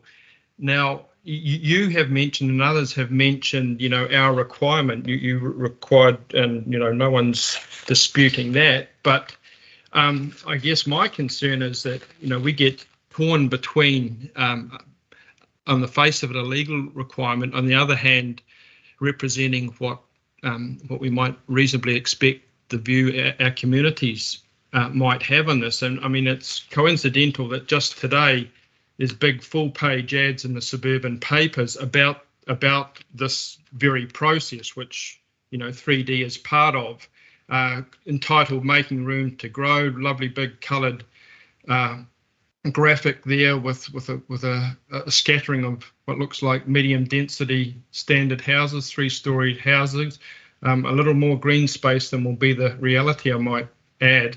But if you were to read this as a member of the public, notwithstanding a couple of passing references to our need to respond to the government's policy statement, you would get the impression that is actually Auckland Council who are involved in initiating this. In April, Auckland Council will be asking Aucklanders for feedback on some changes to the Auckland Unitary Plan, our city's planning rulebook, to allow for more housing at grade heights and density. And it goes on to really make the case for these changes. So that's not what I want to do, Mr. Chair. Yesterday we heard that these experts that I listened to and who are most impressive in the select committee here, they've been ignored as much as us, and we were told that this was a political decision. This was a political decision that was driving it, a cross-party political decision, not that that makes it any better. So I guess I can go on being told that, this is the law, we just have to do it. And it starts here today with, policy 3D of the National Policy Statement. But what's not coming with that is our political response. So what I'm being told, and other members have been told, is that, well, no, just go ahead and do this, support this, because you don't have a choice. But there's no consequential political response from Auckland Council other than this full-page ad, which, any casual reading of it suggests that, Auckland Council is initiating this, might be responding, but is actually a driving force behind that. So I'm not comfortable with that. I'm not comfortable with voting on this today, especially in some of the sensitive areas of my ward where I don't know the specific streets that it applies to, and I've been caught out with that before. Small change or not, I want to know exactly what I'm dealing with. I don't have that information today. That's nothing to do with the officers. They're going flat stack because of this crazy timeline, which again we're just accepting. And certainly it was instructive for me, for one of the market economists who, during that select process, referred to that very issue of this kind of lack of poor research, overcooked urgency. Sorry, that's 5 minutes, Councillor. And the taking away of the democratic rights. So in summing up, I won't be supporting it. Extension of time. I'm going to make a stand today. I'm signalling my interest in a more political response from Auckland Council leading up to March. And I would urge anyone that's got similar reservations to do likewise. Thank you. Thank you, Councillor Watson.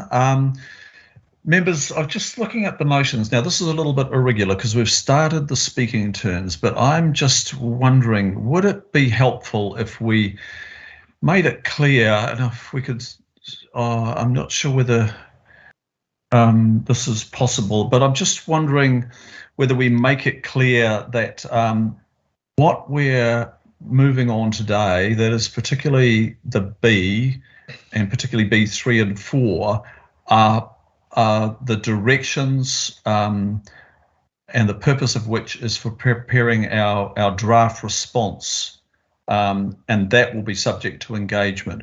Would it be helpful if we drafted an add-on motion to make that clear, members? Can I just hear some voices? Because this is part of a process. This is not determining the end. This is part of the process.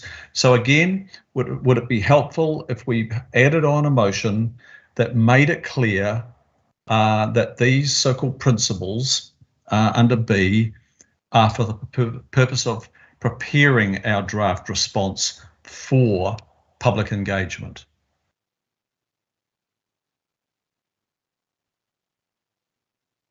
I have silence at the moment. Are there any views on that? Can I go to you, John?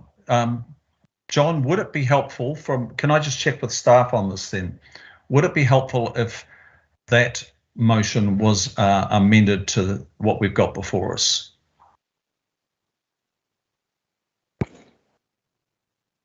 Yeah, I've got no problem with that amendment that you're proposing. Not sure what the wording would be exactly, but I don't see any issue with it. John? Also comfortable with that wording.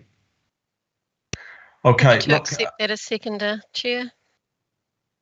Okay. Now I just want to check with others. Is there any objection to that being added at this time? Can I just text you quickly? Or John, I'll handle the further speaking turns. And John, could you communicate with Sandra O'Toole, please? And just so that we can see it for the benefit of members on the screen. So just point of order, Mr. Chair. Councillor Watson. I don't mean to interrupt you here. So you've had an introductory speaking slot. Are you moving this by way of amendment? If so, it will have to be someone else that moves it and seconds it because you've already had a speaking slot. So as chair, I asked if there was a willingness to accept this and there was silence. I didn't hear from anybody. I waited and then I went to the staff. So yeah. I'm trying to be inclusive here rather than be dictating things, Councillor Watson. I'm reading your speech, and I'm trying to reflect on that to grab the general feel. Okay, so look, I'm not disputing that. I'm just saying it still is a correct procedure to be followed. There is absolutely so at all times. Thank you. So while John is looking at that, there are the words now. Can members just reflect on that? Can I ask, is there any dissenting voice to having those words included? Chair, it's Councillor Hills. Just checking, is that in line with the law and the policy? Like that is what is John, happening, and that is go what to you, John.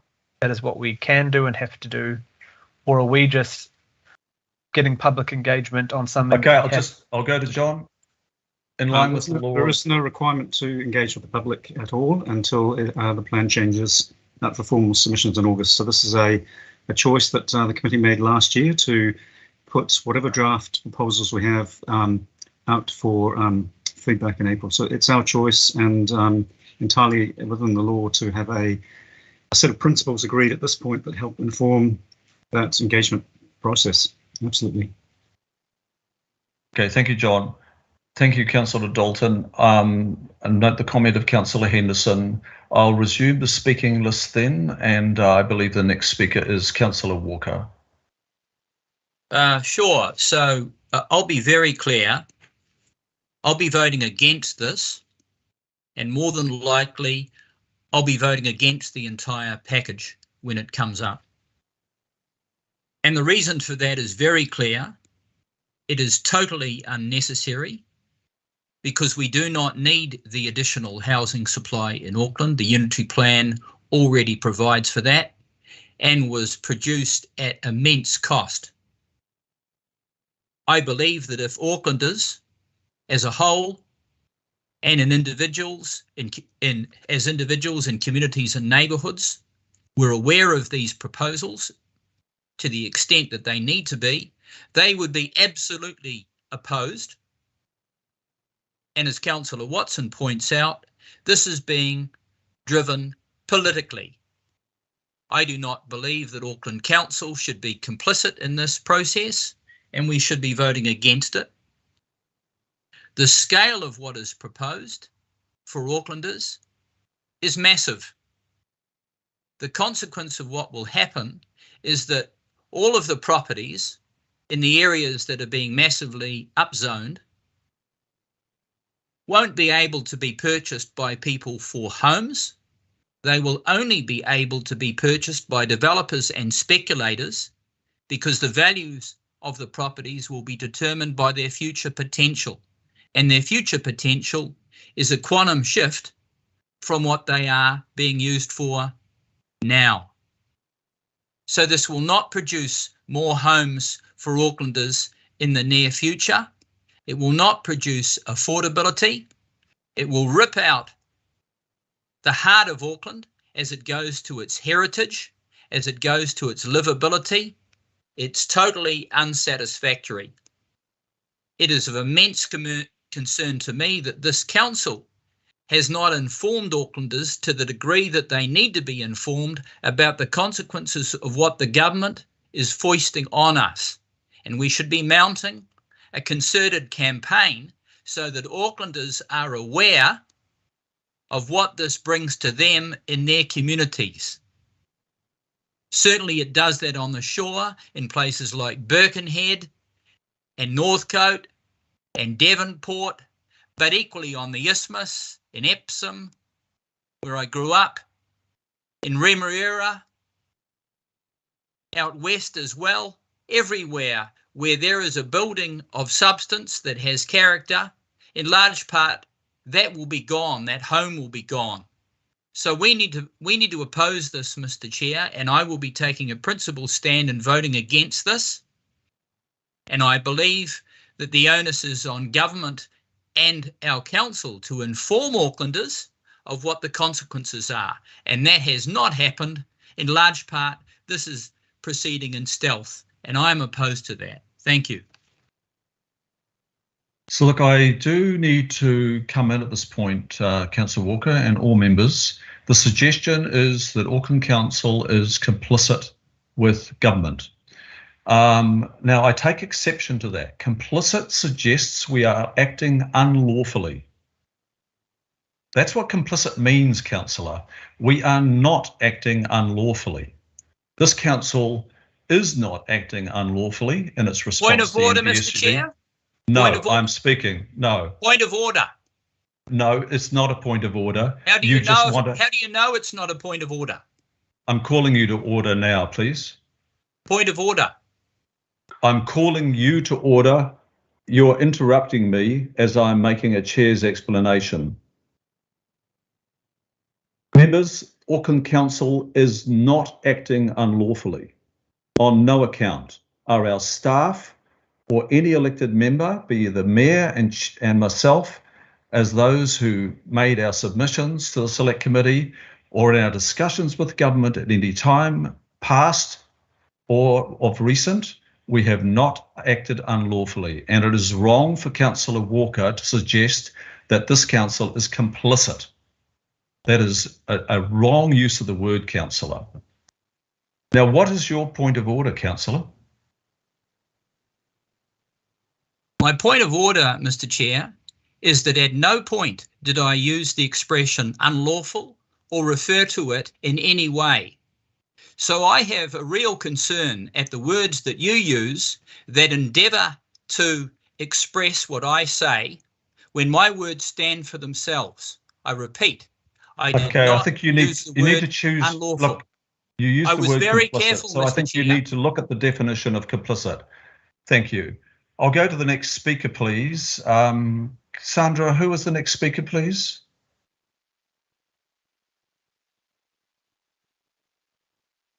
Sandra, could you assist, please? Sure. Just one moment. I've just lost my thing. Councillor Henderson. Councillor Henderson, please. Thank you, Chair. Thanks, colleagues. You know, I've heard in this debate that we're saying that we don't need any additional housing supply, that the unitary plan's done a fantastic job for the city and there's no more issues. Never mind, move along. And yet we have a runaway housing crisis with shocking levels of homelessness and insecure housing in Auckland. We have heard that evidence in workshops ourselves last year, live. We have heard everything discussed here, but the need for Aucklanders to live in warm and dry homes. I would encourage again my colleagues to read the independent reports produced around these changes, which are independent, like I've said. It states clearly that this will provide more affordable homes for people, but this isn't the only reason for the change. There's another reason. It also allows different housing types available for young people and families in some of the best connected communities in Auckland, in places where people need it, close to their work, their study and their public transport. We've had communities in West and South Auckland which have already been transformed due to the housing crisis. They are struggling in some places for infrastructure to support it. And yet in the places with 15 rapid transit bus routes and places with new water pipes going in, etc., etc., etc., we can't put housing there. That's outrageous to me. I think we should pick housing first. We should allow people to live in warm and dry homes in the city. And so I'm proud to support this. I voted against this last time because it didn't go far enough. And it turns out I was right. Thank you, Chair. Thank you, Councillor Henderson. I'll now go to the Deputy Mayor, please. No comment, Mr. Chair. I'm agreeing with Councillor Henderson. Okay, thank you, Deputy Mayor. Councillor Sayers. Councillor Sayers, please. Thank you, Mr. Chair. I hope that's coming through okay on this internet connection. Can you hear me? We hear you. It's good. Oh, great. Thank you, Chris. Look, I think my comments would be that we find the council and the councillors being put in a less than satisfactory position whereby we're having to vote on something very significant around housing and the housing impact for Auckland. And it's due, as we've discussed, to a political decision from the central government, and Auckland Council is being forced to make supporting decisions and within what I would say is an unreasonable timeline. And because of that, councils have a lack of understanding of the exact impact, particularly within the wards, plus wider Auckland, a lack of maps to assist our understanding in those areas, and having to make decisions in a partial and segmented fashion and process. And many of my constituents don't feel comfortable with that, and specifically with the compacted timelines and the process not being as fully as formed as it could be if we had had more time, Mr. Chair. Thank you. Thank you, Councillor Sayers. The next speaker is Councillor Stewart. Councillor Cooper. Sorry, Councillor Cooper. Councillor Cooper. Councillor Cooper, your call. Thank you. Yeah, I guess for me, look, there's going to be a lot of people that'll think this is great, a lot of people that'll think this is bad.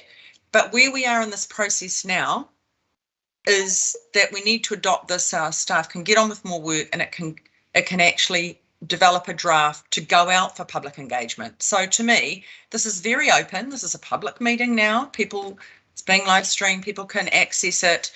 And I also note that we made a very strong submission to government and we weren't heard. We weren't listened to.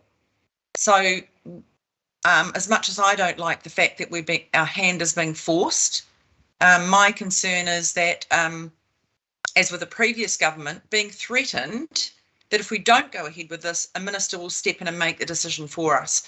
For me, at least we have some control. We get to have a chance to look at qualifying matters that are really important to Auckland.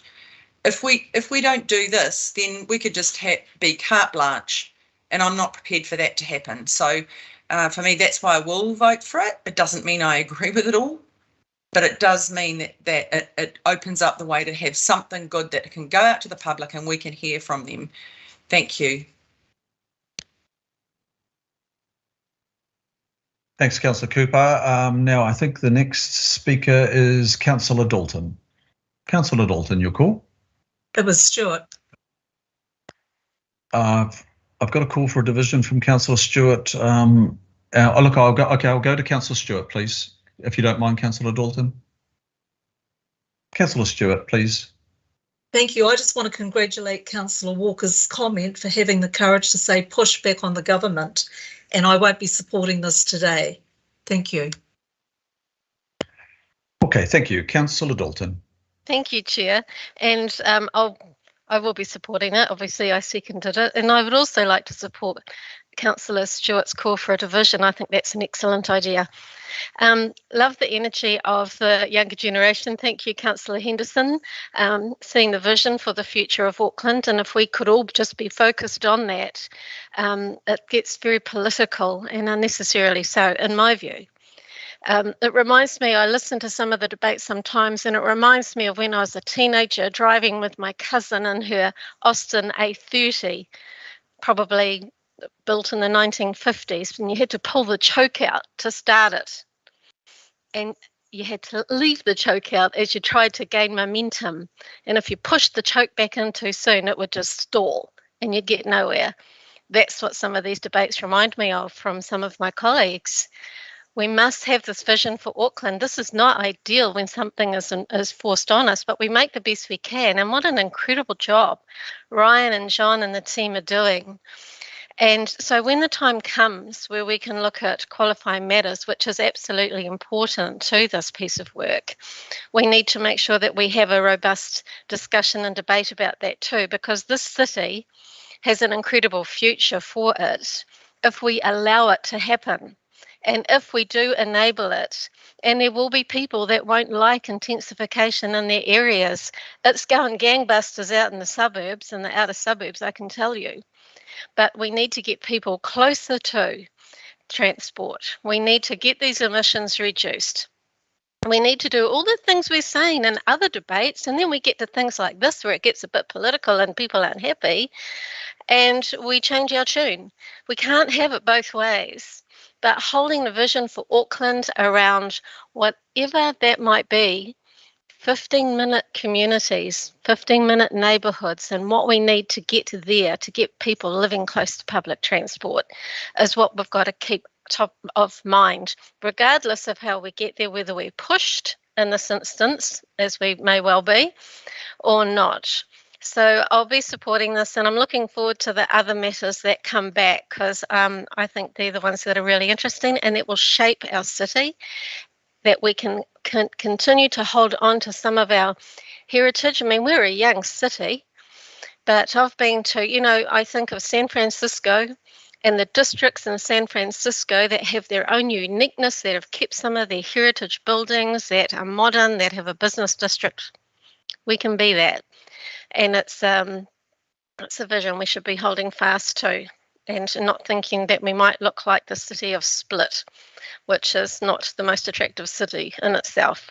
So thank you for the opportunity to speak to this, and thank you to the councillors who will continue to support this vision for Auckland. Thank you, Chair. Thank you, Councillor. I'll now go to Councillor Daniel Newman. Well, thank you, Chair. And I think a vision for this debate would be assisted if members can contribute to it. And I acknowledge, Chair, that this is difficult. But just before we address the substance of the resolution, I do think that if a point of order is called, it should be heard, not presumed. But I'll leave that for your consideration, Chair. With respect to the resolutions, I do support a public engagement on it. I want to acknowledge Ryan. I've known Ryan for a long time. He is a good planner.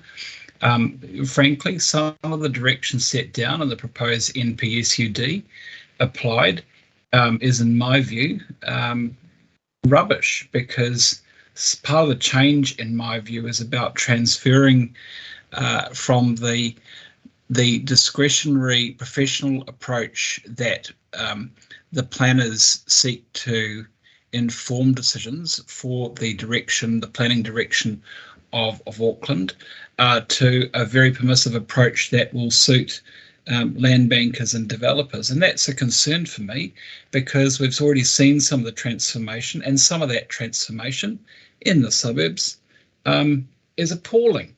And it's appalling now, and it will certainly be very bad in the future as this is super scaled up. Some of these communities are not resilient and they will struggle. The infrastructure is not in place.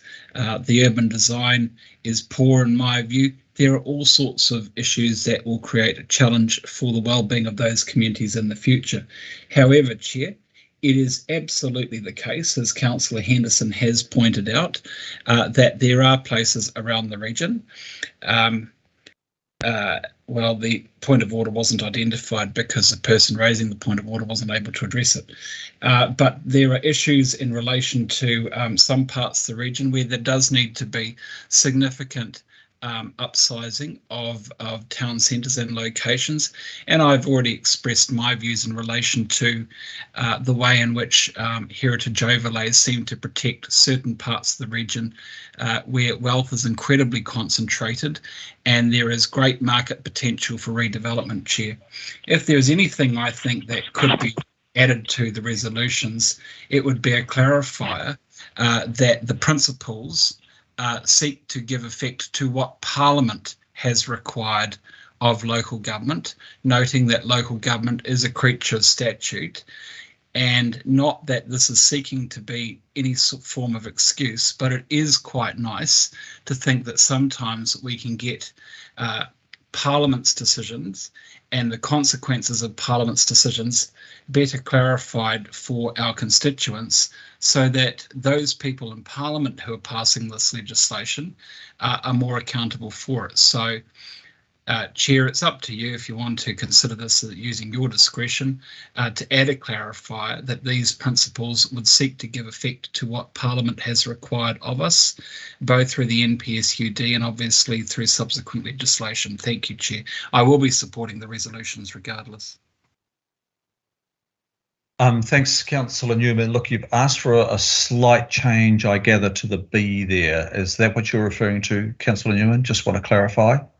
Well, I mean, it's not going to influence my intention to vote for it. I'm happy to vote for it. I think if there are people around this table who are concerned that they feel that the inference here in B is that this is Auckland Council's design, well, Auckland Council is trying to give effect to what we're required to give effect to. And if you wanted to add words to that effect in the form of giving effect to what is required of Auckland Council by virtue of the NPSUD and what Parliament codifies, then I would be happy for that addition if you think it's necessary. Okay, look, I'm amenable to the suggestion, but I need to check with the Deputy Chair, and then I would, if that was okay, can I just check with the Deputy, the seconder, please, the seconder, Councillor Dalton.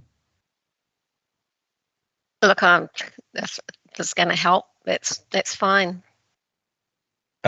Councillor. Well, I'll use the comment bar to propose some few additional words if you want, Chair. Okay. Could you go to John Dogood? Could you text John Dogood, please, Councillor Newman? Well, if John Dogood could send me his number, I'm happy to. Okay. Mr. Chair, if you have a look, it's actually been amended now. If members want to have a look at the screen. I'm agreeable to that. And it looks good. Yeah, look, that's fine with me. Okay, I don't think this is a substantive change. I think we can accept that. Are there any dissenting voices to the proposal of Councillor Newman? I'm going to take that silence as okaying that, and I will now go to the next speaker. And I'll just check. Councillor I believe. Bartley, please. Councillor Bartley. Deputy Chair. Chair, I still had a question of clarification just in the sidebar. That was after Councillor Newman. Okay, I'll go to Councillor Bartley first, and then I will. I'll just catch up with that question, please. Councillor Bartley. Thank you, Mr. Chair. Thank you for this item. I'm noting what officers said about 3D being small fry, and yet it's not a small fry response that's coming from us. In the beginning, I was not supporting it because I thought that it was quite restrictive in the intentions of the NPSUD and intensification. But now, after hearing from Councillor Walker, I want to support this. I am picking up on, the principles, and I see the principles being around that these principles are quite technical, but for me, I see the principles being that everyone deserves a home and shelter. And whatever we can do to enable that will be awesome, given our Auckland plan talking about participation and inclusion. Everyone has the right to live in Auckland in a home. And we have so many that don't live in a home.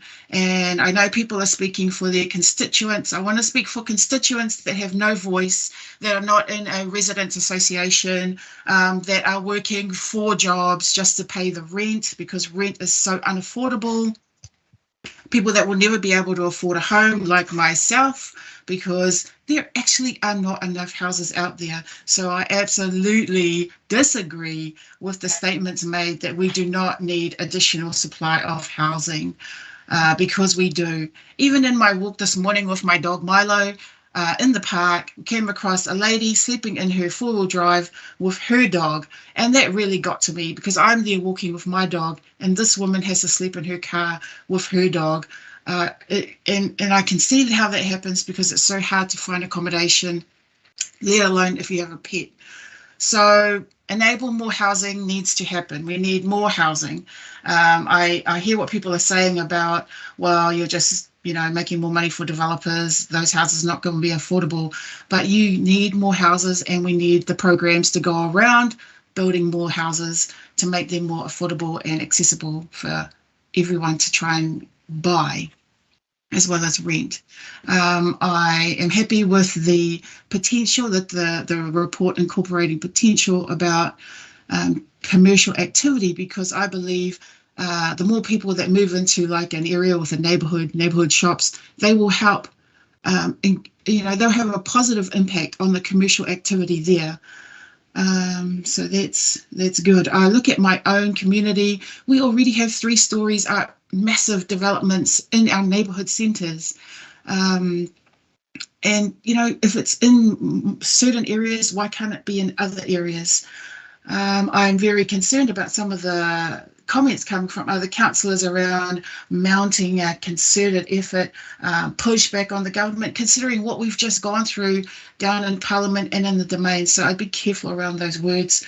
But yeah, thank you to the officers for their work and all of this, because it's very confusing, but you guys help make it clearer to understand what it means in the big picture for Auckland. So appreciating Councillor Dalton's comments as well, and Councillor Henderson. So yeah, keeping to our vision. Thank you. Inclusive Auckland, that's what I'm keeping to. Thank you, Councillor Bartley. I will just go to the ask for Councillor Hills. You had a question, and it was around clarification of a matter. Yeah, kia ora, Chair, and there has been other questions and changes, so I hope this is not out of order. But I guess for me, on situations like this, I just want to ask a question: what would happen if this got voted down? I don't have a clear indication of what would happen if we just opposed this. I know this is during a debate, but I do have a concern that it's not clear what would happen if this was voted down. Okay, I'll have to go. I know we're in the middle of debate here. It's a point of clarification. Now, Sandra, can I just go to you on the standing orders? Can you just tell me and tell others what the standing orders say about asking a question when we're actually in debate? Now, look, through this meeting, we have not necessarily followed the standing orders at all times anyway, but do the standing orders permit the asking of a question when we're in debate? Unfortunately not. Once debate has commenced, no questions should be asked after that. Councillor Hills, I'm going to have to let you maybe address that. You haven't taken a speaking turn, but you might like to, as yet have you, you might like to maybe address that in your speaking turn. Okay. Cool, so I'll have you. to. I thought I would sorry. just be cheeky like everyone else, getting staff to answer questions. I know. Thank you. Councillor Collins, please. Oh, thank you, Chair. Kia ora, Chair. I've got similar comments to Councillor Bartley, because originally it was the question around the principles that I was a little bit, I was wanting to seek some clarification. So thank you to Councillor Bartley for asking them, because I did feel it just made me feel like the paper, or at least the principle, was restrictive. But I accept, having listened in with the yesterday's workshop and to the discussion today, that the analysis that the officers have undertaken give me a sense of comfort that it will allow for the intensification that I think our city needs. I got quite excited when I was listening to Councillor Dalton. I remember those cars, Councillor Dalton, because we used to have one growing up, and our dad was a taxi driver, you'll remember, and so pulling that choke, I always used to wonder what the purpose of that little gadget was. And so thanks for explaining it, because I was little and enjoying the car. But it has felt like this, the discussion. And look, Chair, I accept that there are people who are wanting to speak strongly to advocate for their communities and positions people have held and desires that they have. But my desire is to see intensification. And I look at what's happening in Māngere and Otara at the moment, the area that I represent, and I would agree with Councillor Newman that some of the development that's going on at the moment is just terrible. But on the other hand, we're thinking, well, how do we get some of our homeless people, some of our families who've just been renting for so long, they're paying more now in rent than they would if they could afford to get a mortgage? How do we find solutions for them? And that's often what's on my mind. And I'm excited about the idea of a 15-minute city. So thanks for that reminder, Councillor Dalton. The way we can walk more, we can turn to active modes of transport, which is getting ourselves out of the apartment we might be in and being able to walk no more than 8 to 10 minutes. And there we've got some fantastic amenity and services. So, Chair, I will be supporting the motion today, and I want to thank the officers, because I really do pick up the challenges that they've been under, because this is turning around work very quickly, but this is an opportunity for us to get it out for public consultation, but also to continue our desire to see intensification, to see our climate emissions addressed, get people out of cars. So yeah, I just wanted to say it's been a great discussion. I want to offer a special thanks to the officers, because as I tuned into the workshop, particularly yesterday, I thought, man, there's a whole lot of work and thinking that's gone on, and I've really appreciated it. Thank you, Chair. Thank you, Councillor Collins, and I will now go to Member Tau Henare, please. Kia ora, Tau.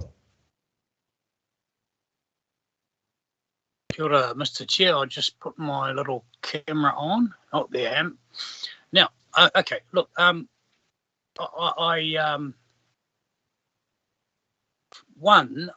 think that it's all well and good that we're thinking of all the homeless and people that can't afford a home.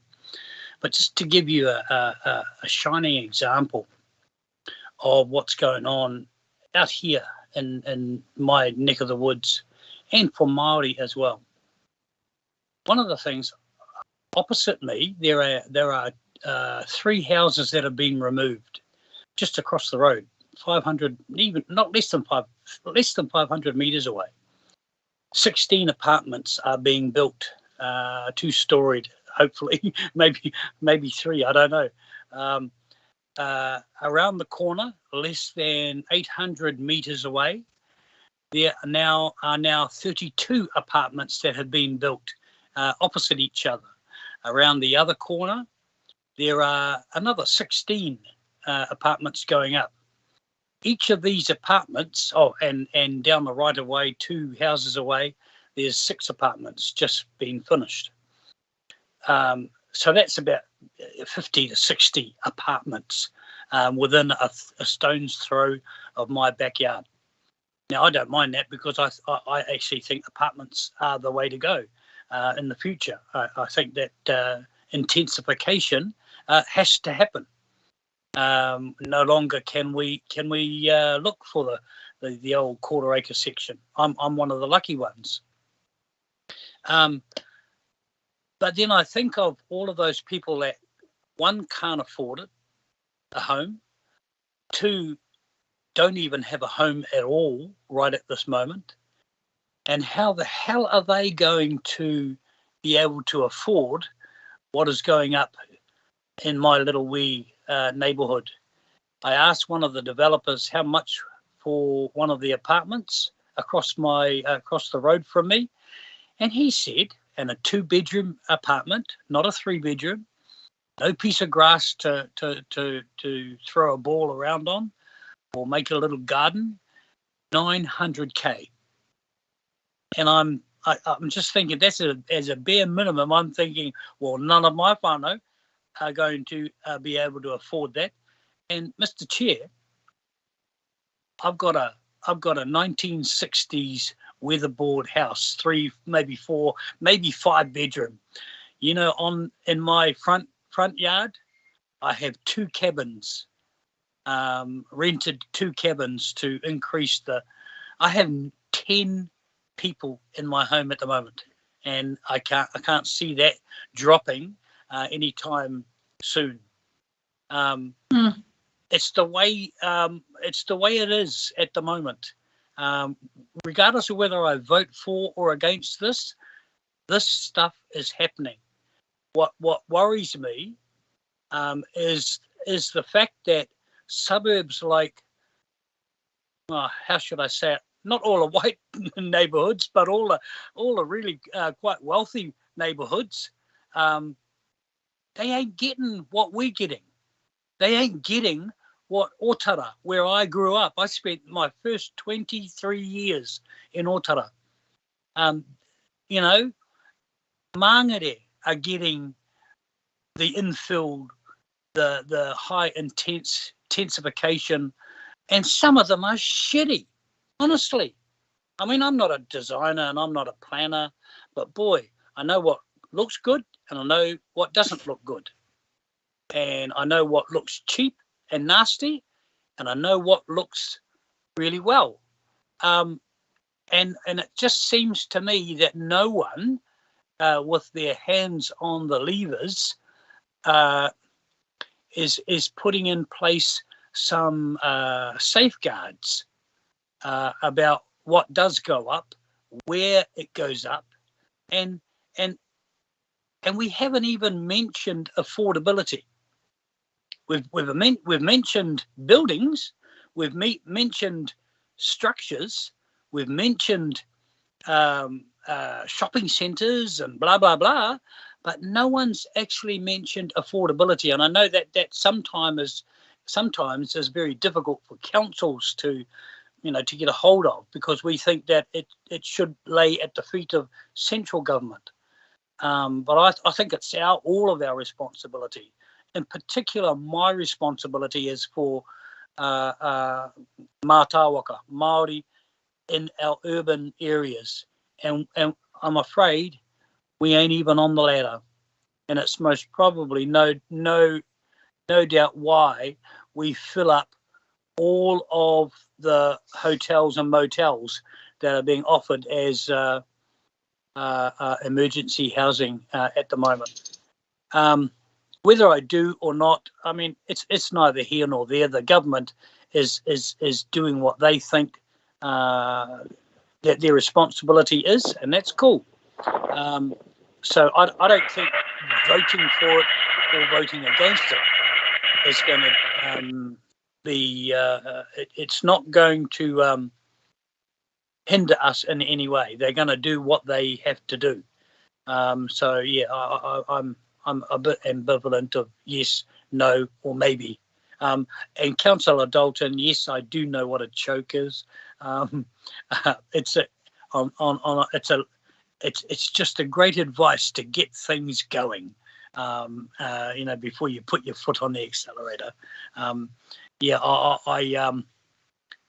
think Auckland, I think New Zealand is at the crossroads of how our cities and our suburbs look like long after I've gone, and I'm looking either up or down on the developments of Tamaki. Kia ora. Kia ora, Member Henry. I'll now take the call of Councillor Coombe. Kia ora, Mr. Chair. In terms of speaking to this, I'd like to really double the clutch, which is what I have to do on my 1934 Austin 7. Might need to get it out of the garage. And really just focus on what we're actually being asked to do today. Policy 3D was amended under the Enabling Act. Council put in a very robust submission into that Act and made our views very clear on that. We've now got a clear requirement of what we have to do.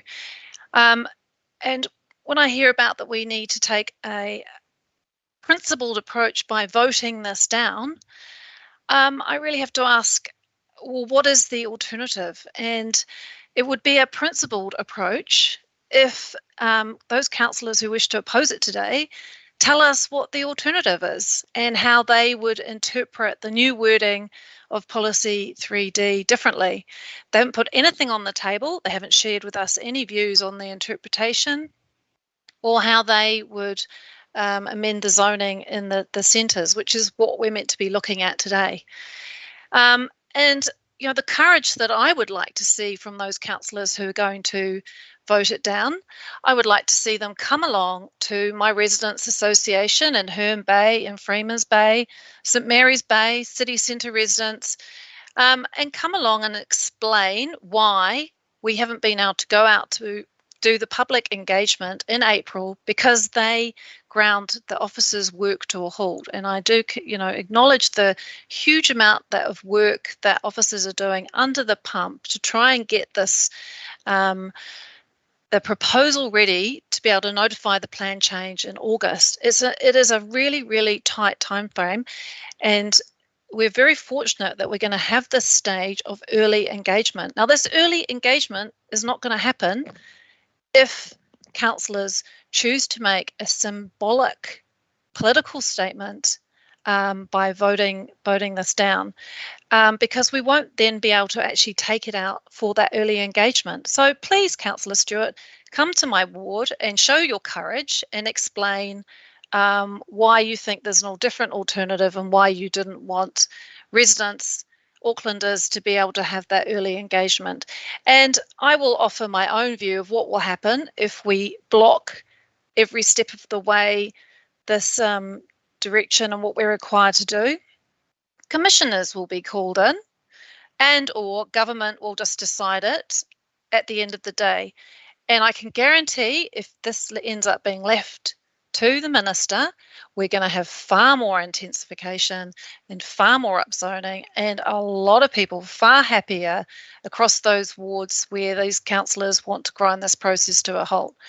So I just find that they haven't addressed the counterfactual, haven't put anything on the table, and that is really unprincipled. So I would, I wasn't really feeling the need to speak to this because I think it's quite straightforward.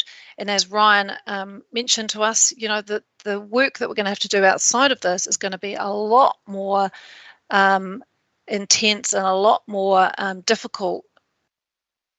Just another point that I just also wanted to make is that in terms of the work that's being brought to us today and the decision making, it is there's going to be a lot of people who will say that we should actually go further in in intensifying our town centres and our local centres, and those all say it's gone too far. Well, this is what we want to have this early engagement about. I would like to hear from that broad range of views that we're going to hear.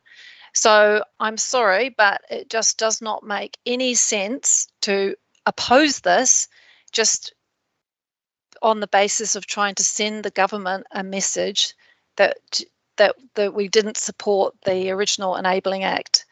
It's just nonsensical, and as my colleagues will know, I just cannot. I find it very difficult to. I really am not a fan of those who do not make principled decision making based on the evidence and based on what's in front of them. And so it was very disappointing to hear some of those comments and to be told that it would to call on us to have courage to vote it down when it's quite the opposite. And so I was pleased. Thank you, Councillor Dalton, for your very positive comments. It was really good to hear that and think of a way of bringing to this debate a positive kind of note to end on, because I didn't want just to be. I do just want to express why I'm supporting this in a positive way, which is because I think this is what we do need to engage with Aucklanders to be able to go out on to pass to. Sorry, it's very important that we do this. Councillor Coombe. Thank you. I will just wrap up to say I am voting in support of this because I think it's really important that we do have that ability to take this forward with the early engagement with Aucklanders. Kia ora. Thank you, Mr. Chair. Thank you, colleagues. Kia ora. Thank you, Councillor. I'll now take the call of Councillor Young, please.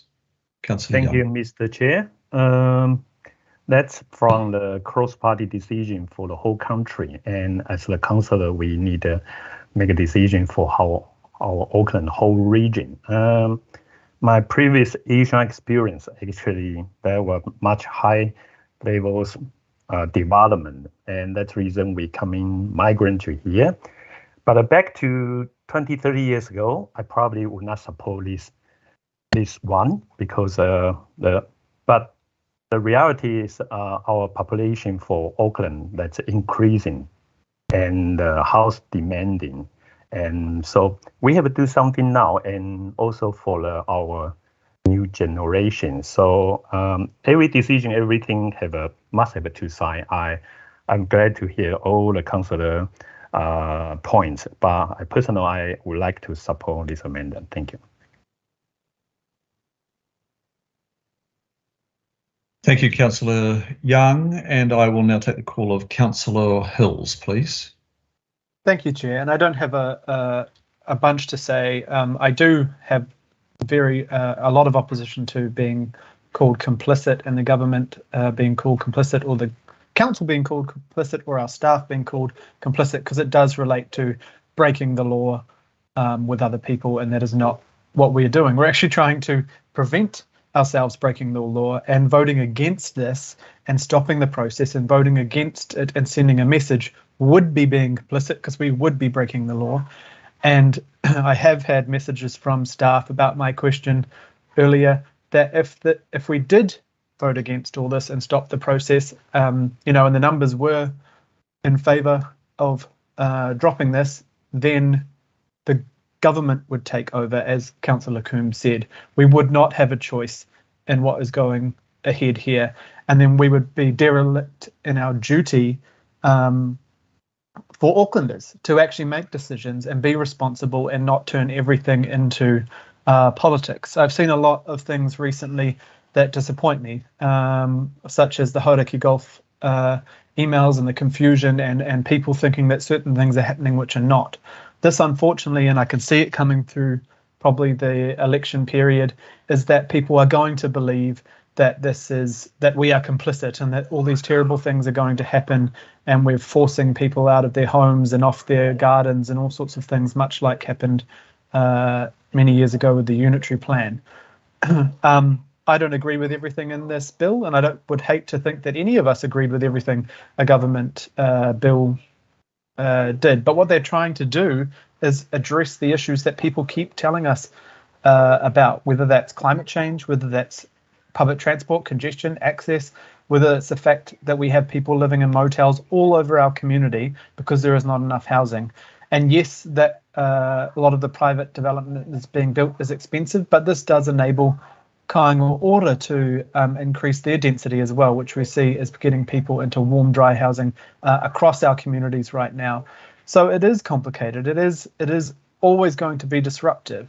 But I think sometimes we can push people into fear. I see people that the population, people saying things like our population is exploding and we can't have these people coming here and affecting our infrastructure, when all the evidence says infrastructure is being built to deal with those issues, and that we have to provide access. I mean, I grew up on in a house with no garden, no outdoor area, no lawn. We were infill housing in Glenfield and grew up, and we were able to walk up to the amazing parks and schools that we have. But that was in the 90s that our house was built, and it wasn't something that's brand new under the unitary plan. It was because it was affordable for my parents to build and stay in Glenfield, and they want to do that as they get older too. And I hope my sisters can do the same as well. And I think you can hear maybe Theo screaming in the background, so he's obviously speaking up for the younger generation as well. Yeah, I do get worried when we tie ourselves in knots on things that can't happen and don't happen. And if we all voted against this, then we're in a much, much stickier situation than if the majority of us vote this forward. And I just want to thank the staff again for spending all Christmas and lockdown and dealing with these issues as they have. So kia ora, thank you. Thank you, Councillor Hills, and I'll now go to Mayor Phil Goff, please. Yeah, thank you, Mr. Chair, and I'll be brief because it's been a long debate. When you and I appeared before the Select Committee on the Resource Management Enabling Housing Supply Bill, we made some pretty strident's the wrong word, we made some strong criticisms of aspects of the legislation that Parliament, bipartisan by the way, between National and Labor, put in that bill. And I don't resile from any of the criticisms we made.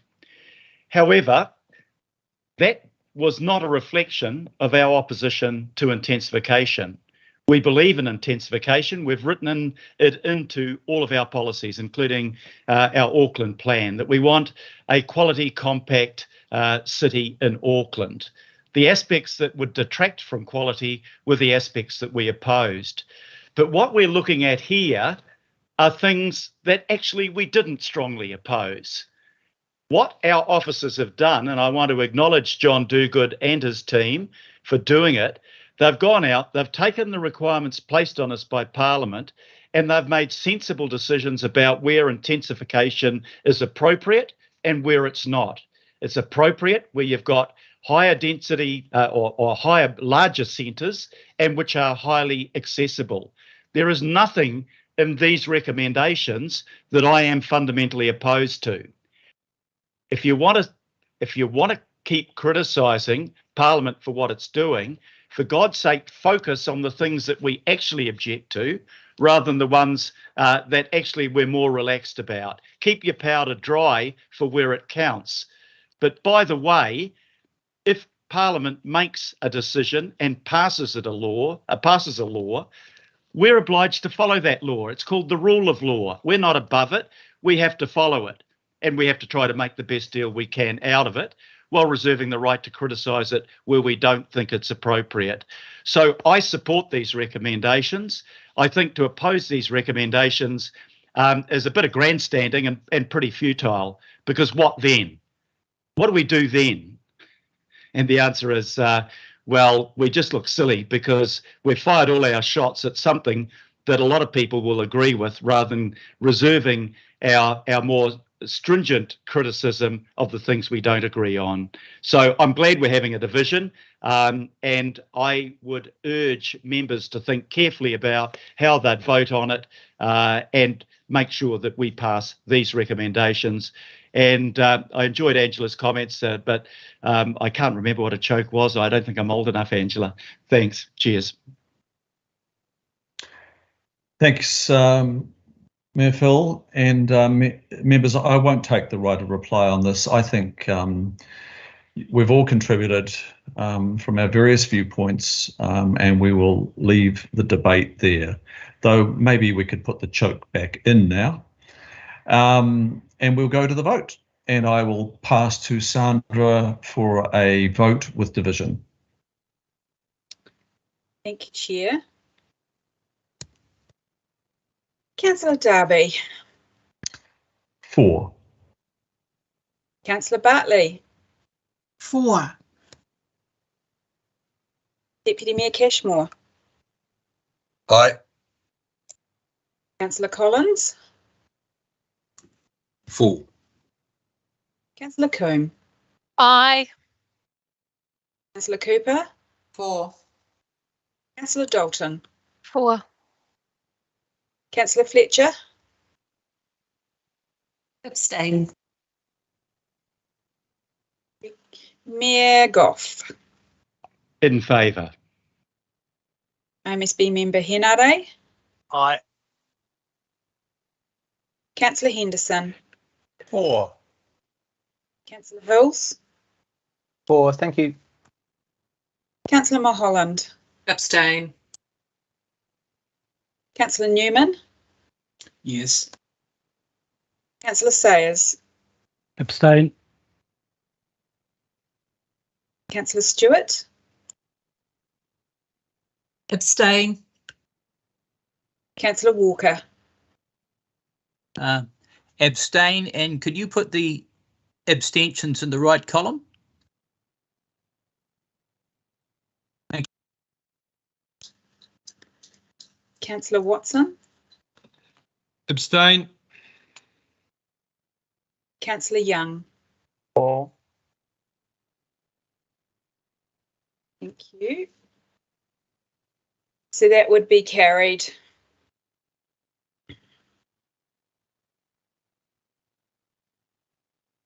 Thank you. Votes to no, and we have 6 abstentions. Thank you. The motion is carried 13 votes to 0. And look, you probably need to note those abstentions on the number. I'm sure you will do that, Sandra, as is per normal. Thank you, members. We will now, I'd like to, before we depart that item completely, John, Ryan and your teams, enormous work going on here. We know you're working long and hard and will continue to do so for some months, actually. So thank you. Please convey that on our behalf to your very stretched teams. Thank you. We'll go to item 11, members, and if I can move receipt of the memos and briefings that we've received over the last month. Do I have a second, please? Happy to second that, Chris. Deputy Mayor, thank you. All those in favour say aye. To the contrary, Aye. contrary, no. Carried. Thank you. 12 is the revised work program. Members, if you turn the pages, you'll see a lot of red ink with additions and some minor deletions and updates where we've completed work. Look, I'll move that the forward work program, as noted there, be approved. Happy to second, Mr. Chair. Councillor Cooper, can I just note though,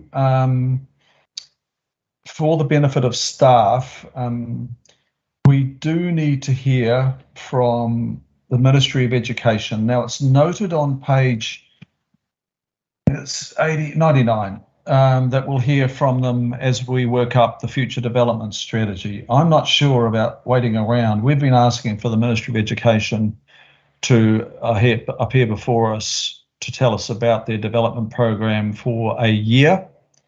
And yes, COVID has got in the way, but it can't get in the way of everything for too much longer. So maybe we have a look at that. We also need to hear from Waka Kotahi.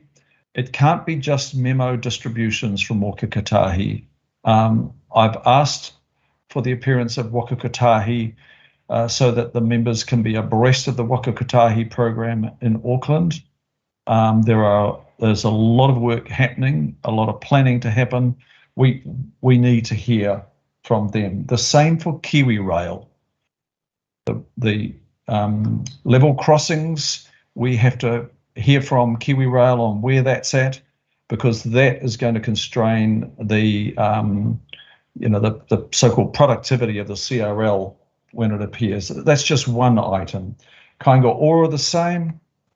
We are well overdue hearing from Kainga Ora directly to the members, all the members of this committee. And I would also hasten to add that this committee has responsibility for urban design. And prior to the changes with the Auckland Design Office, now become the Urban Design Unit, we used to regularly hear from the Auckland Design Office. It's near invisible to this committee now. The Urban Design Unit, I've asked also to come before this committee in workshop, and we just have not seen them. And I'm really concerned that we're just losing our way in terms of design in the city. So we need those, in my view, Vanessa, we need those parties on the program. We need to hear from them. Now, members, are there any others that is there any other feedback that you can offer the committee right now on that forward work program? Councillor Newman, was that a comment to that you'd like to make at this time? I just wanted to say that I fully agree with your desire for those particular departments and Kiwi Rail and Waka Kotahi to appear. The fact that they haven't, I suspect, or certainly in the Ministry of Education's case, points to the reality that in the context of Auckland, they've got no idea as to what their forward work program looks like in terms of what they will do, where they will go, how they will fund it, and what will be the offsets for the impact of that. And the same, I suspect, for a number of the other organisations that you referred to. And therein lies part of the problem. So thank you for your push for those particular departments and Crown agencies to appear. But I suspect if they were to appear, you wouldn't be very satisfied with what they had to say. And so it goes to, once again, the work that Auckland Council is doing to try and plan for the future, and the reality that probably a lot of the agencies of central government, I don't think, have done a very good job in terms of meeting their side of the relationship as well in terms of their future investment into the region. But thank you for what you're seeking to do, and I commend you for it. Thank you, Councillor. And Councillor Fletcher, please.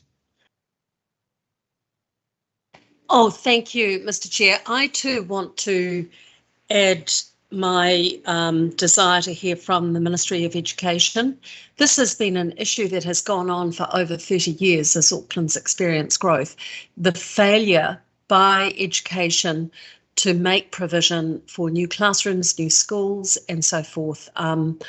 I've been consistently asking for them to appear since, the amalgamation of Auckland back in 2010. So I really commend you for bringing advocacy to that. And in listening to Member Hanare earlier in the debate, I wonder, and I ask for your guidance on this, no matter what happens with housing legislation and what happens at the end of March, there will still be issues around affordability. And I wonder, is there a piece of work that we could commission that is going to put a spotlight on that? And is that something you've given consideration to? Thanks, Councillor Fletcher. And look, while you're thanking me for putting this up, I'm actually reflecting your voice, Councillor Newman's voice, and the voices of many other members of this committee in these proposals. I've heard you all ask for these agencies to appear, and so thank you. But it's what you have asked for. In terms of the question around affordability, of course, there is work underway. I'm getting impatient in that area too, Councillor Fletcher. Megan, are you still with us? Can you update us on where the work is on affordability? Thank you, Mr. Chair. Look, yes, we are. And of course, we're working, trying to work with our government colleagues, because this is an area where I think we would love to see some real change and some real transformation. But the fact is that council does not hold a lot of the levers around this. The question is, how much can we really do to deal with affordability, and the areas that we can do something, that is in your power, and to both get advice and maybe to make some change. But a lot of the really big levers don't sit with us. So it is difficult. I know the frustrations that you all have around this. Look, I will get an update for you. We are doing some work. It may not come out with the kinds of solutions that you might want, in the sense that I'm still not convinced that council's got a whole lot that it can really do to make a massive change in this area. But I will come back to you on that. Thanks. Thank you. And maybe further to that, the joint working party of the Mayor, Deputy Mayor, myself, Councillor Hills, with the ministers, affordability is on that work programme. We just need to check, Megan, where we're up to on that, and then relay that back to the members of this committee. So members, I'm wondering if the B, Sandra, is approving the forward work programme as amended. Is that the appropriate change? And I'm just assuming that there's a willingness to identify Ministry of Ed, well, the Ministry of Ed are there, but it's about the timing, Waka Kotahi, Kiwi Rail, Kainga Ora, and the Urban Design Unit. Okay, are there further comments on this? After that, we will just put it to the vote then. All those in favour say aye. Aye. Aye. Aye. And contrary, no. Declare that carried. Thank you. Item 13, none was raised. That is extraordinary business. I'll just go back to Sandra to check before we close the meeting. Sandra, have we covered all our business today? Yes, you have. Thank you, Mr. Chair. It's something I always do because the Secretariat guide us well. Thank you very much, everybody. Great contributions today. Really appreciate it. And we will sign off the meeting there. Thank you very much. Thanks, Thanks, Chris. Chair. Thanks, Chair. Thanks, Chair. Thank you. Thank you. Ka kite.